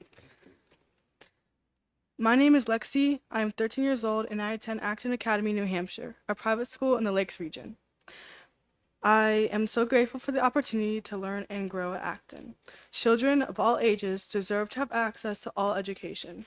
So many families have no other choice but to send their child or children off to public school because they cannot afford to spend money on any other alternative education. I just found out that 45% of the students at Acton Academy, New Hampshire are currently utilizing the EFA. At Acton, we learn not only about core academics, but life skills. Education isn't a one-size-fits-all, so we have the freedom to learn in our own individual way. We learn all about accountability, not just for ourselves, but kindly holding our peers accountable. Having the ability to learn and work best as individuals is how we are thriving in our small community. Please choose to help other families access other educational choices like Acton. Thank you. You want to just slide the microphone over? Oh, okay. Hello, my name's Kinley, and I'm 9 years old, and I go to Acton Academy in Laconia. And I wrote this speech because I used to go. Oops. Hi, my name. Oh wait, do I restart? That's okay. You can start. Okay. Hi, my name's Kinley, and I'm 9 years old, and I go to Acton Academy in Laconia. And I wrote the speech because I used to go to a public school, and I didn't really like it, and we barely got to go outside. And Acton Academy lets me go outside. It changed my life. I learned so much, and I get so much freedom to learn at my own pace. I have friends, and they're always there for me. They stick up for me, and they're like true friends, and I can trust them. I care so much about them. I hope that the vote helps me and other kids like me go to a school like Acton, because it really helps me. I love all the guys at Acton, and my sister goes to Acton Academy too, and I love it. I love Acton Academy. Thank you for listening to my speech. Well, thank you for testifying this morning. Appreciate it. We've got questions? No? Okay. Thanks, guys. Haley Slocum and Addison Robinson. I want to say too, now, if you wanted to come up and get closer to get a picture of them, it's okay. You're welcome. Hi, my name's Kaylee, and I'm 11 years old, and I'm a student from Acton Academy. And financial assistance for New Hampshire's families seeking alternative education is very important to me, because if I did not have the EFA, then I would not be here right now with the students and the guides of the place I love. When I started at Acton Academy, I felt welcomed, and it felt like I have known these people forever. And I want that for other kids too, because I know what it feels like to be bullied and feel behind not knowing what I'm doing at public school. I had a hard time learning in public school for reasons including staffing issues, one size fits all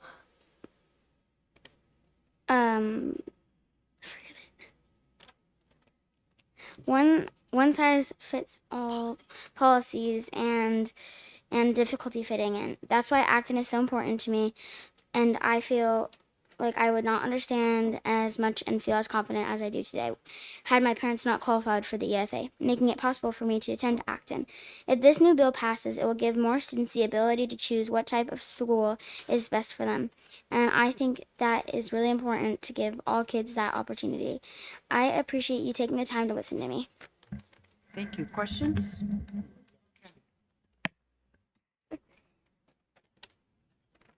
Hi, my name is Addison, and I'm 8 years old, and I go to Acton Academy, and I like my school because I get a lot of freedom to go outside. My friends are very kind and always there for me. Acton lets me learn in the way that's best for me. Acton changed my life because it was hard to be with lots of kids. Acton is not like that. When I have a hard day, everyone is there for me. I hope you vote to help me and other kids like me go to a school like Acton. Thank you for listening to my speech. Thank you for testifying. Questions? Comments? No? Comment. Okay, comment. Whoever the teacher is, which I'm assuming is you, as a co-sponsor of the civics bill, I'd love the practical exercise of civics being shown here by your students. So thank you for bringing. Thank you for having us. Did you want to say anything? I didn't have anything prepared. Okay, all right, that's fine. Thank you. Thank you. Next up is Jeanette Howell.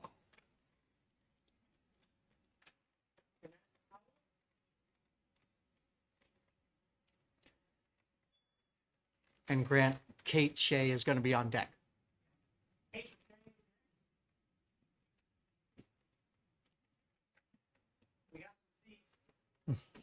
Thank you.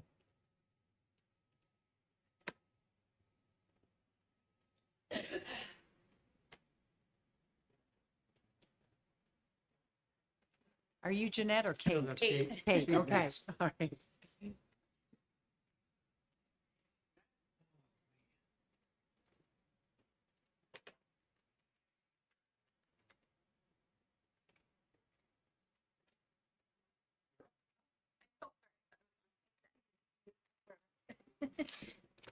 Good morning, Jeanette. Good morning. Would you be kind enough to flip that egg timer for us? You have 3 minutes. Perfect. Thank you very much for allowing us to come in. I would first like to applaud the Acton students who came in, who are already being blessed by this program and are willing to stand up for other families who also could be blessed. I'm an educator. I have a master's degree in education and have been in education for a very long time. I am also the mother of several children. We are relatively new to New Hampshire. We are part of the families that purchased a home within the last year, which has been very scary. And it has also shown the cost of living is incredibly high. Food, tuition, tutoring, all sorts of things are incredibly difficult right now. And prices just continue to increase. Coming from another state, my oldest daughter received lots of different options for free access to education, and I saw her fly. She was able to get incredible mentors, incredible specialized instruction.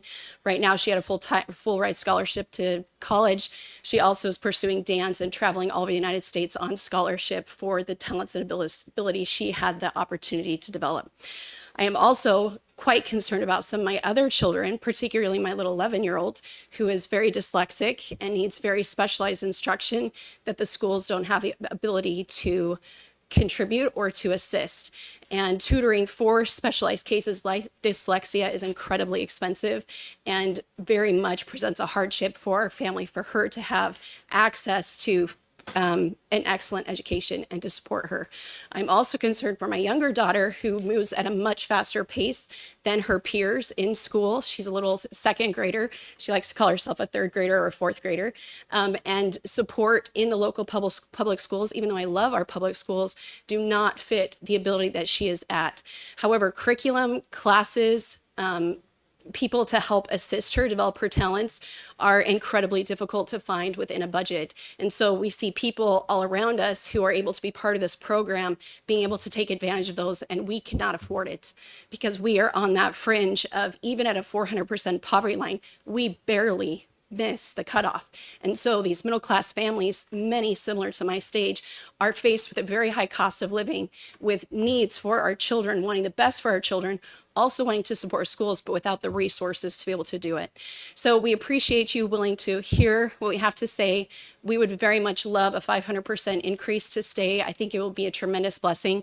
I've also seen where it revitalizes communities. As people have funding to spend, you see many opportunities for businesses, for tutors, for specialists to come out in our local communities because there's a need and people have money to be able to invest in it.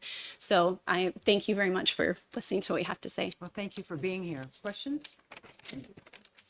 Okay, thank you. Yep. Kate, you're up next. Thank you. Thank you, Education Committee, Senators. Thank you for hearing me. I'm going to keep it very short. I'm very much in support of Can you this flip bill. the egg timer Oh, off, sure. just to make sure. Sure, no problem. I'm very much in support of this bill. I'll keep it very short. I have a long story about my 4 kids who all needed special education in the state. What I wanted to say was just a couple of quotes here. There's one by Albert Einstein that says, "For everything that is really great and inspiring is created by the individual who can labor in freedom." And when I think about the EFA, I think also about the Declaration of Independence, about having unalienable rights, and among those are life, liberty, and the pursuit of happiness. And what stands out to me about the EFA is the concept of equality and independence. So I have 4 children. Some are on the spectrum. They have different varying needs. We have found our way through the EFA finally after years of struggle, and a family that was actually ripped apart and caught in the family law system for over 6 years to great expense. And I think there's a big assumption here that's wrong, that, there's the haves and the have-nots. And if you're somehow caught in the middle of that, you have to go find the wherewithal to go out and pay for something that's unique for your children. That is a very expensive proposition, nor is it a good match for what they need at times. When I look at private schools, and I've pulled all lists of them and all charters, and we've tried charters and we've tried various things, they're not always a good fit. The rigidity doesn't fit, especially for a spectrum child. So the assumption that people can just go out and pay for something on their own is flawed. We paid for it many times over. There are 37,000 kids with IEPs in this state, but that list of specialized needs are simply too great to address as one size fits all.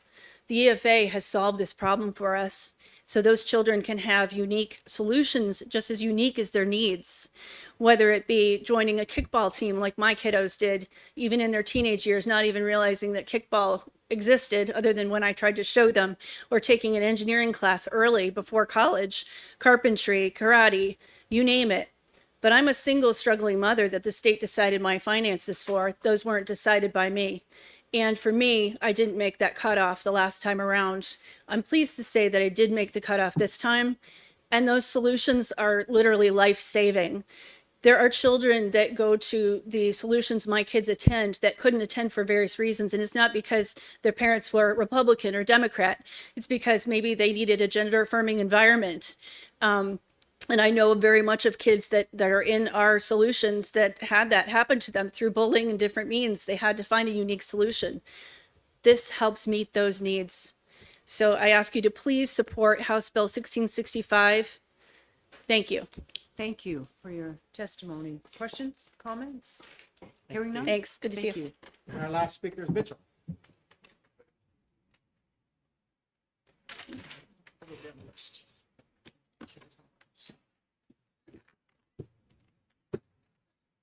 Want me to wait for this to Good. run out and then turn it over? About to. Actually, you can go ahead and do it now. Yeah, all right. Be close enough, right? Thank you, Madam Chair and members of the committee. My name is Mitchell Skokie. I'm from the Josiah Bartlett Center for Public Policy. And I just want to take this time quickly to highlight the difference between expanding eligibility to families earning no more than 400% versus 500% of the federal poverty level, because I know both have come before the Senate this term. The difference between 400% and the 500% levels is far from trivial to many families in our state. This is the difference between finding the educational environment that meets their children's needs or being stuck in a setting that doesn't work for them. Using average income data in New Hampshire, we recently put out an analysis highlighting the different kinds of families that would still not be eligible for the program under an expansion to 400%, but would be eligible under an expansion to 500%. Some of these families include a single registered nurse with one child earning $83,420 a year, a married waiter and secondary school teacher with one school-age child earning a combined $103,820 a year, and a married, mental health school social worker and journalist with two children earning a combined $125,720 a year. These families would still be excluded from EFAs under an income limit of 400% of the poverty level, but under 500%, they would all be eligible.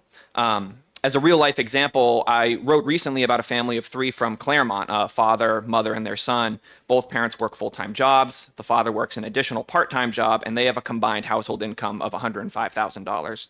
This family has struggled for years to find the right setting for their son's secondary education. They've gone through 3 different environments, Claremont's public high school, a free public charter school, and homeschooling, and none have been the right fit for them.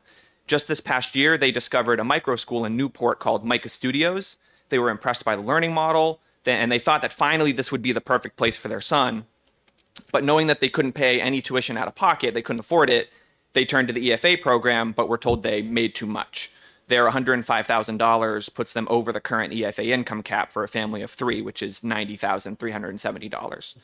The rules of the EFA program, the very entity designed to help families like theirs access these alternative education programs, are what kept their son out of the educational environment his parents believe would have worked best for him. They've since resorted to continuing homeschooling, which is far from the ideal environment for any of them. They work combined 3 jobs. Expanding the program to 400% of the federal poverty level would only raise the cap to $103,280 for a family of 3, so they still wouldn't qualify. But an expansion of 500% would mean their son having access to a place like Micah Studios. the mother said to me, I think being able to qualify for some kind of program like that would have just taken so many stresses out of his high school life. And I think that it would have made him feel successful at something because I don't think he feels that way. So what's the real purpose of an income cap when families like these are left out? Expanding eligibility for the program in any way is certainly preferable to not expanding it at all, but at least 500% would solve many of the problems that would still exist at 400% as currently exist at 350%. About out of time, Mitchell. Oh, really? If you Okay. could just No, quickly I think wrap- that that about does it. And I can submit my written testimony too for you that would guys be to look. great. Yeah. Thank yeah. you. Thank Any you. Questions from? Okay, thank you. Did you sign up? Yeah, that's Representative Horrigan. He originally said he wasn't going to speak, but I guess now he's deciding he wants to speak. Yes. Okay, go ahead and sit down then. If you could flip the egg timer over too, I'd appreciate it. Well, my opposition to the bill is primarily is I think the whole program. I mean, the whole program is well intended, but it's very poorly designed.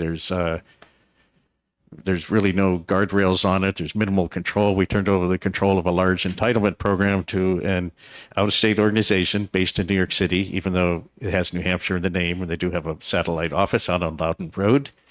I think that same committee came in and brought in a bunch of children from a school that has lots of EFA students in it with those cute yellow scarves just now. But so I think raising the threshold is just a bad idea. Expanding the program is a terrible idea, in my opinion. And no matter where you set it, there's always going to be a few people who are just above the cutoff or just below. So, and also many of the, there's a wide variety of providers. I have no idea whether or not the Mike Studio we just heard about is a legitimate provider or not. I've never heard of them, but there are some that I heard of which are. There's so many excellent private schools in this state, many of which are taking advantage of it. And I talked to some people from 3 of those schools, and what they all do basically is they try to have as much as possible a need-blind admissions process, and then if the child and their parents decide to go to the school, they find a way to pay for it, and they basically these schools basically use the EFA as another option, so they don't have to take as much money out of their scholarships funds or other sources. But I think probably it's better for those schools to set up their own scholarship funds and their own endowments and pay for it that way rather than paying it through taxes. And also, I know the public schools in the state are not perfect, but I think that we should be investing our money in making them better and and that would include more flexibility in the programs, perhaps tolerating less bullying, because you probably heard a lot about bullying, and that bothers me because first of all, bullying happens in all sorts of schools, but also the solution that they always talk about is removing the victim from the environment when in fact it's it's not the kid who's being bullied who's doing anything wrong or being the problem. It was the kid who's doing the bullying, and so that's the child that should be removed to another educational environment if they can't control their behavior in the context of the school. So I just think this program, I guess it was well-intentioned, but it was a bad idea, and we should be phasing it out. And also, this does nothing to correct the problem of parents who qualify when they start their kids in school and then who their prospects become better and then they no longer qualify. So I don't know if that's necessarily. I don't think that's a good way to run a program, and it's not how we run like any other entitlement programs that we have. So I would just respectfully ask you either not to ITL this bill or at least amend it to fix some of the many problems with the program. Time Thanks. is up. Yeah, thank you. Want to take, are there any questions, comment? Okay, good. Thank you very much. This ends the hearing on House Bill 1665. Next up is 1552, and Margaret Dry will be introducing.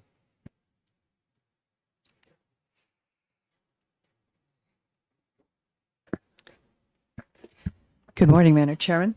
For the record, I'm Representative Margaret Dry, and I'm introducing this bill on behalf of its prime sponsor, Representative Cordelli. The premise of the bill is very simple. Because RSA 194C:5 says that school districts don't need a superintendent, but they at least have to have administrative personnel who can do superintendent services. This bill, as amended, updates the definition of superintendent to include that of those administrative personnel in the places where superintendent services are referenced in the law. And in this case, it's two places. One is where it's referencing case records, and the other is when somebody has to sign for a fire inspection annually. So they just added that definition. It doesn't have to be just the superintendent. It can also be those administrative personnel. Questions from the Came out committee? of committee 20-0 and voice vote on the floor. I think you know where this one's going. Yeah, thank you. Thank Mhm. Thank you. All set? Okay. Thank you very much. I think that was it. Huh? Yeah, she didn't sign. Okay. It. Speak, but- So this ends the hearing for House Bill 1552. We will now hear House Bill 147. Thank you, Peter.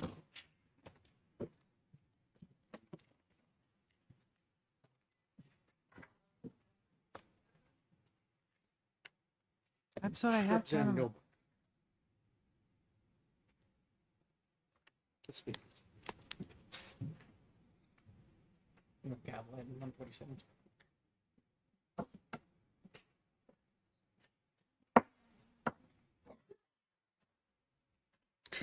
Good morning, Madam Chair and members of the committee. I am here introducing Bill HB 147 on behalf of the bill sponsor, Representative Kutab. The State Advisory, did I say Hillsborough District 2? Okay. The State Advisory Committee on the Education of Students with Disabilities is a committee that is a federal requirement under IDEA. The purpose of the committee is to advise the Department of Education on issues relating to special education and to promote communication and cooperation among individuals involved with students with disabilities.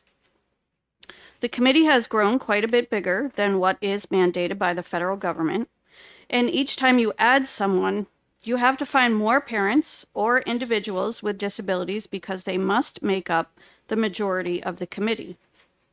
This has caused the group to grow to roughly 47 people, and it became clear during our hearing last year on this bill that the committee has become largely dysfunctional. And in the just released special education LBA audit, the committee is having some trouble effectively performing their duties. Because of this, the most logical solution at this time is to trim the committee down to the federally mandated membership, which this bill now does as amended, but adds a position requested by the committee for a licensed healthcare provider who specializes in working with children and a non-voting state education official to serve in a technical support role. I have a letter here from some of the parents that are on the committee, and I'm just gonna, it's very short. I'll just read that to you. I'll skip the first paragraph because I basically already said it. Dear honorable members of the Senate Education Committee, we appreciate the idea of removing some non-federally mandated positions, which will enable us to be in compliance of federal statute by actually having a parent individual majority, which we currently do not have. Simply put, the positions that the bill removes are not providing value to the committee that they couldn't provide as public comment on an as-needed basis. We respectfully ask that you please do not amend to add any of these positions back in. We also support the addition the bill provides of a pediatrician healthcare provider. In hearing our feedback regularly, I think this position could be very valuable in ensuring providers are aware of students with disabilities needs and helping to make sure they are met. There are currently 20 non-parent active members and only 12 parent members. We appreciate that this bill changes the membership to 14 non-parent members and 15 members who are parents or individuals with disabilities. Of the 12 current parent members, 4 of the members have not attended a committee meeting in over a year, and we did not ask their opinion of this bill. Of the 8 active parent members, 7 support the bill and have co-signed this letter. 1 wanted more information. We were unable to connect in time. please vote ought to pass on HB 147. And I have copies of that leave here with you. Thank you for your testimony. Any questions from the committee? Thank you. The chair will now call Karen Rosenberg.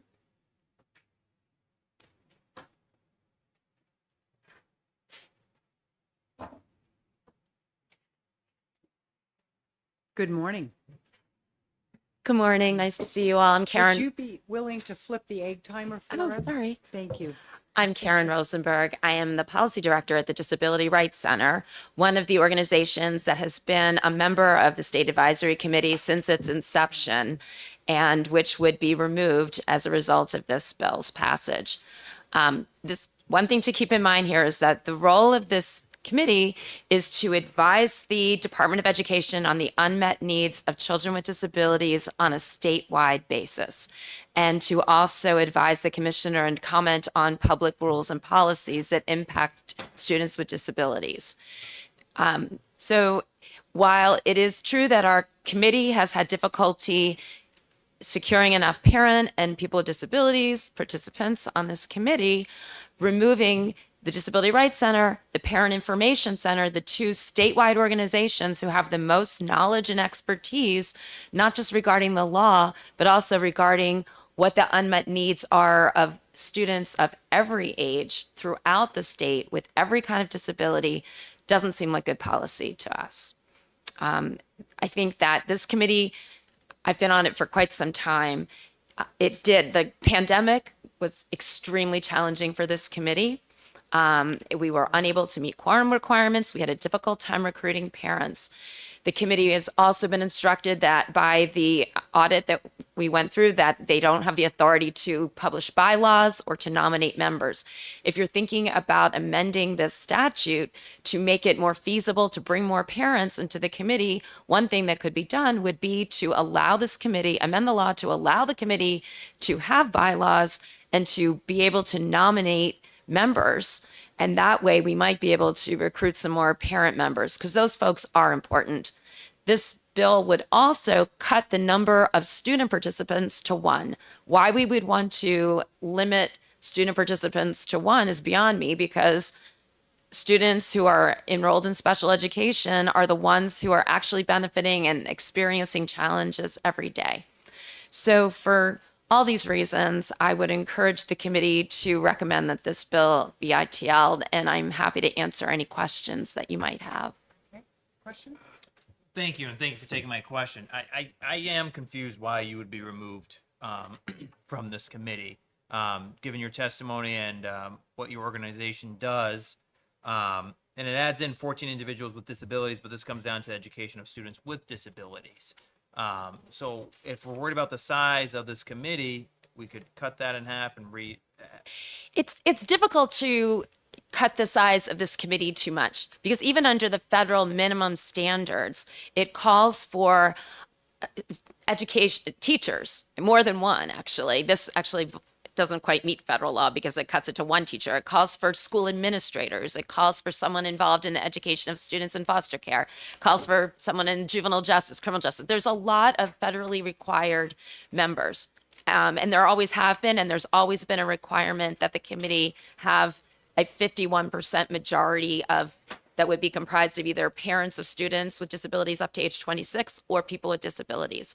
So it's hard to make it too small, but in the past, I have to say, it feels like, life for a lot of us was like pre-pandemic, post-pandemic. Pre-pandemic, this committee had a lot of people, and we were able to provide what I thought was really valuable comments on the education rules. We were able to weigh in on policy. We were able to function. I think that the pandemic threw things into a tailspin for a lot of us, and I think we're just getting back on track. But we do need more. I agree. We need more parent members. We need more student members of our committee. And I think we can function. I think that we could use a little bit more control in actually like making nominations and getting people through. We could use a little bit quicker response from the governor's office, when there are people who want to be on this committee or need to be renominated. I know it's a long answer to your question, No, Senator. thank you. I'm not even sure if I had a question per se, but no, thank you very much. Senator Prentice. Thank you, Senator Gendro. And it's Attorney Rosenberg, right? You can call me Karen, Karen. really. Thank I you. am an attorney, but yeah. Thank you for taking my question. So first, I'm going to say that there's this quote out there. I think it's Brian Stevenson, and he said it's about changing the world. The 4 steps to changing the world, and one of them is if you want to change the world, you have to be closer to the problem. And so, is it your position that those who are closest to, that are parents, that are closest to students with special needs and or the disabled population are some of the ones that are best suited to be on this committee? Oh, yeah, for sure. Okay. Yeah. And then I think what I'm hearing, it's less of a question, but what I'm hearing is that, and I've heard this actually and worked on some legislation similar to this, that the pandemic kind of sussed out or like flushed out quorum issues that weren't previously there and made it even harder. So I've seen and actually helped some other legislatively established boards minimize their quorum, not eliminate, say, a population of membership, but minimize the numbers so that they have been able to actually meet, So there's got to be a balance there somewhere. But I think being closest to it doesn't make sense to me to remove those positions. Well, thank you. Thank you for your comment. And I mean, one thing, I think there are 2 separate issues. The quorum issue, you all passed a bill last session that has really gone, I think it was last session, that goes a long way for advisory committees like ours to make it feasible for us to get a quorum, which is relaxing the in-person quorum requirements. So now that as long as we have 51% of the membership participating and 30, I think it's a third, physically present in person, we can meet the quorum requirement. Okay. So that was tremendously helpful. But I think it is true that the committee has struggled with recruiting and retaining enough parent representatives and representatives who experience disability themselves on this committee. And that's where, I think that we could use some help in a way by having a little bit more authority to at least nominate folks, so that we could have a membership committee that would be able to try to recruit and train and bring, we really need to groom and train new leaders. And it's really important for there to be parent leaders who are active on this committee and also students. I mean, right now we just have 1 student and they're great. And they really contribute. Having another student, I think, would help the 1 student we have feel a bit more comfortable. Quick question. Thank you, Senator Gendro. Karen, so have you worked with the sponsor or the sponsor group at all to try to talk about maybe how to reshape like that internal piece you brought up about having bylaws that gave you some flexibility? I don't think we really hadn't talked about bylaws, and it just, I thought about bylaws recently in the context of the Quality Council for People with Developmental Disabilities and our executive directors on that committee. So it was only really recently that I've realized that their enabling statute is a bit different from ours. So I think that prior to the scrutiny that we received from the Attorney General's office and from the, I think it may have been LBA, the committee did used to recommend people and have a process for nominating members. And then we were told that because our statute does not explicitly provide that we can pass bylaws, we were told we could not do that.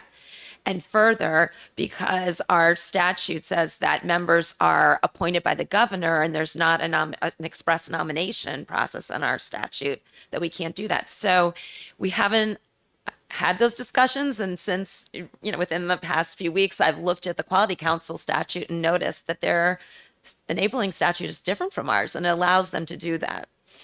So that might be something to consider. If I may, I would encourage you to talk to the sponsor and sponsors, see if you can get any traction. Yeah, I mean, it's changed significantly since the bill was introduced. We were talking about just, adding a position, taking off a position.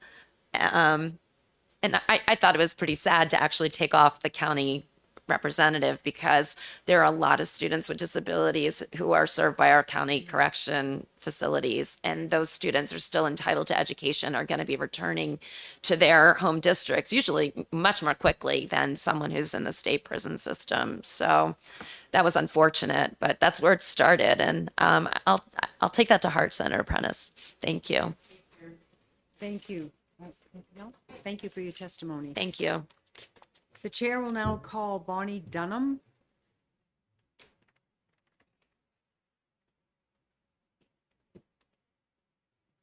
Thank you. Oops. Good morning. Hi, how are you? I'm going to turn the timer Thank over. you. You're welcome.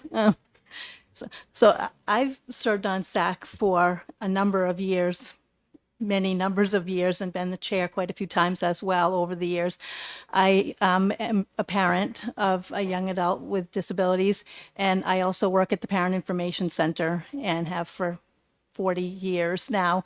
And I think that the biggest mistake this bill makes is eliminating the Disabilities Rights Center and the Parent Information Center from there.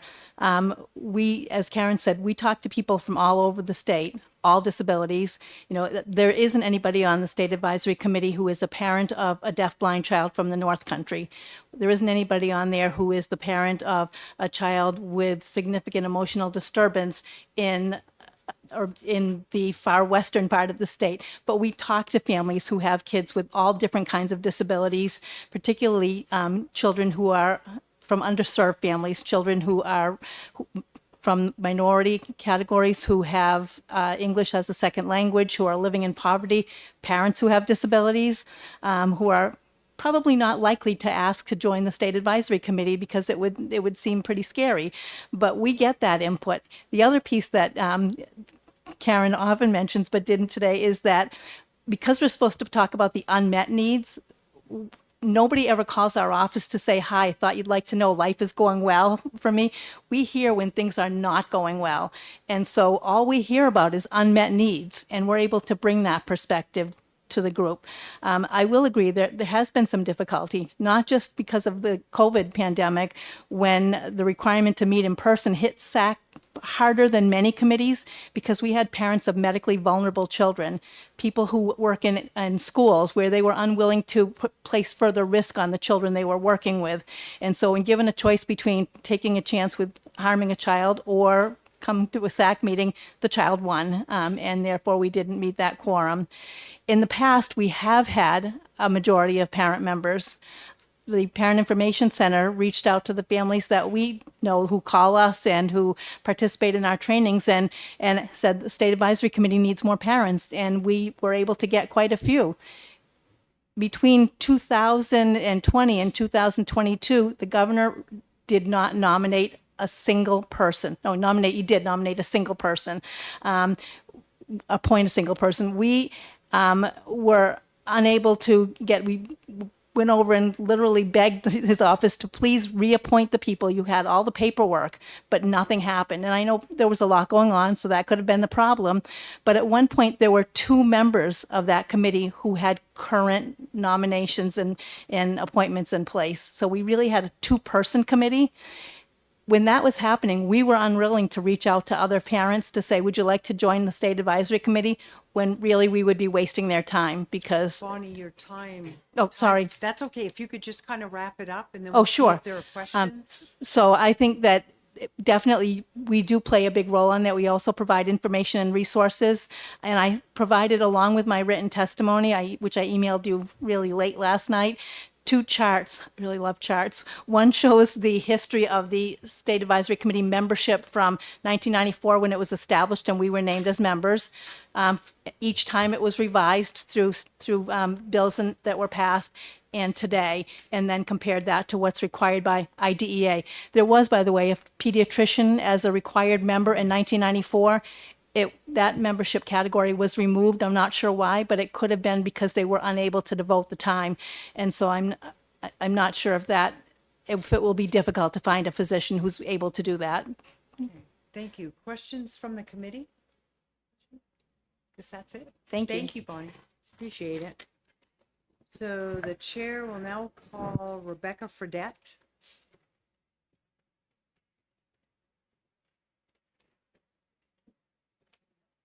Good morning. Rebecca, would you mind flipping the? Absolutely. Thank you. Good morning. My name is Rebecca Fredette. I'm the State Director of Special Education at the Department of Education. We are not taking a stance on this bill, however, wanted to provide some technical assistance around the requirements set forth by IDEA for these positions. Currently, there are 5 different positions on here that would not meet federal requirements. When it talks about a teacher in IDEA, that is plural, as well as administrator, a representative from the private school, institutes of higher education, and so those 4, it is plural in IDEA, so that would not meet that requirement. The other 2 pieces that do not align with IDEA are the licensed healthcare provider, which was added, and then making the state official a non-voting member. Either way, just wanted to point out to you which ones don't align.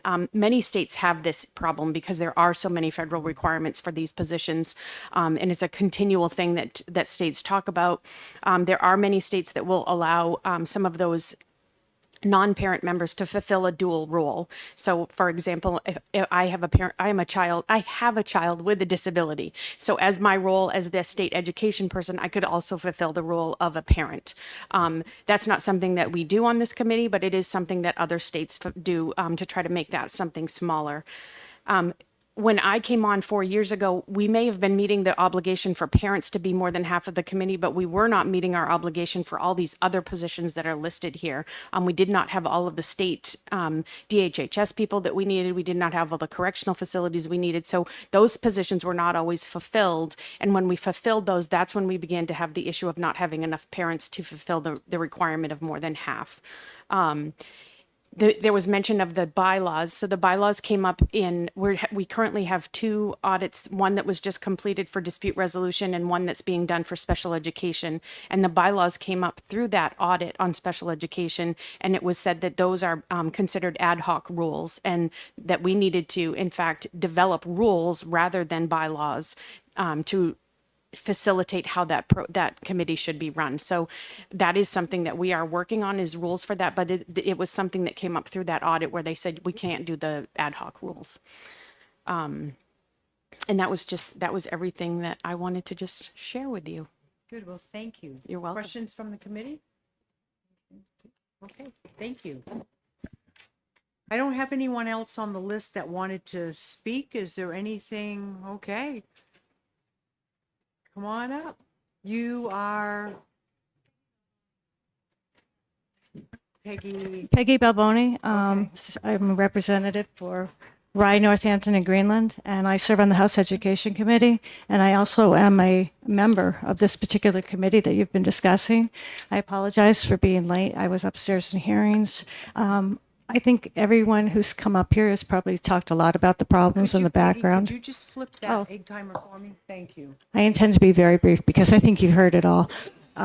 So I'm just here to emphasize that this bill came to us in January of 2023, and we spent a lot of time on the committee trying to come to some sort of consensus.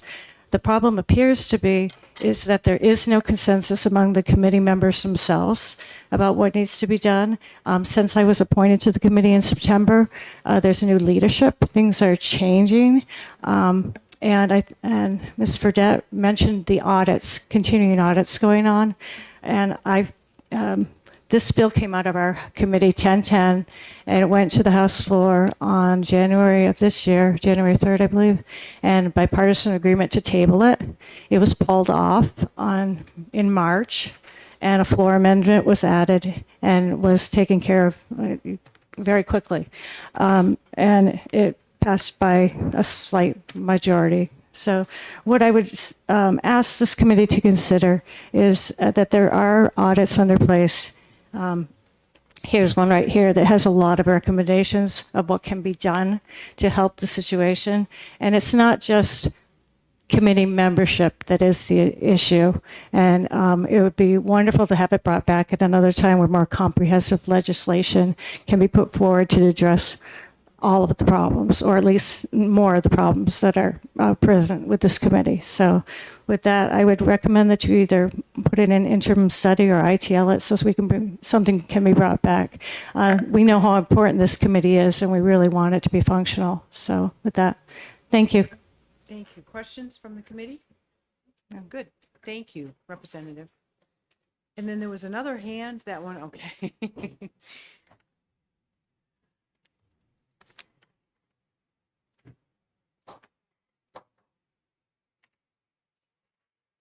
Thank you, Madam Chairman, Committee. I'm Representative Margaret Dry from Plainfield, representing Sullivan District 7. I'm here in support of this bill. In the Education Committee, we had, not only did we have hearings on this, we had 4 work sessions on the bill. I was flummoxed when I first heard how large the committee was. You can't run a committee with 40 plus members. So we pared it down to the bare minimum, by going back to statute. What does statute require for this? And pretty much that's what you've ended up with in the bill that's in front of you. There are a few tweaks and things, but one of the questions that we had were what happens to people who are cut if we go just to the bare bones for this committee? And one of the things I didn't hear mentioned yet today is that they can come to any of the committee meetings, and they are certainly, able to give their opinions. And I highly doubt that a competent chairman would ignore their input or would fail to seek to ask for their input. So I'm just going to say that I think the primary mission here is to pare down this committee to make it functional. And I think the look into bylaws and other representation could come at a later date. Thank you. Good. Thank you. Questions from the committee? Thank you very much. I think that wraps it up, but I want to give it another chance if there's somebody else that would like to speak. Seeing none, then this will end House Bill 147. And it also ends the session.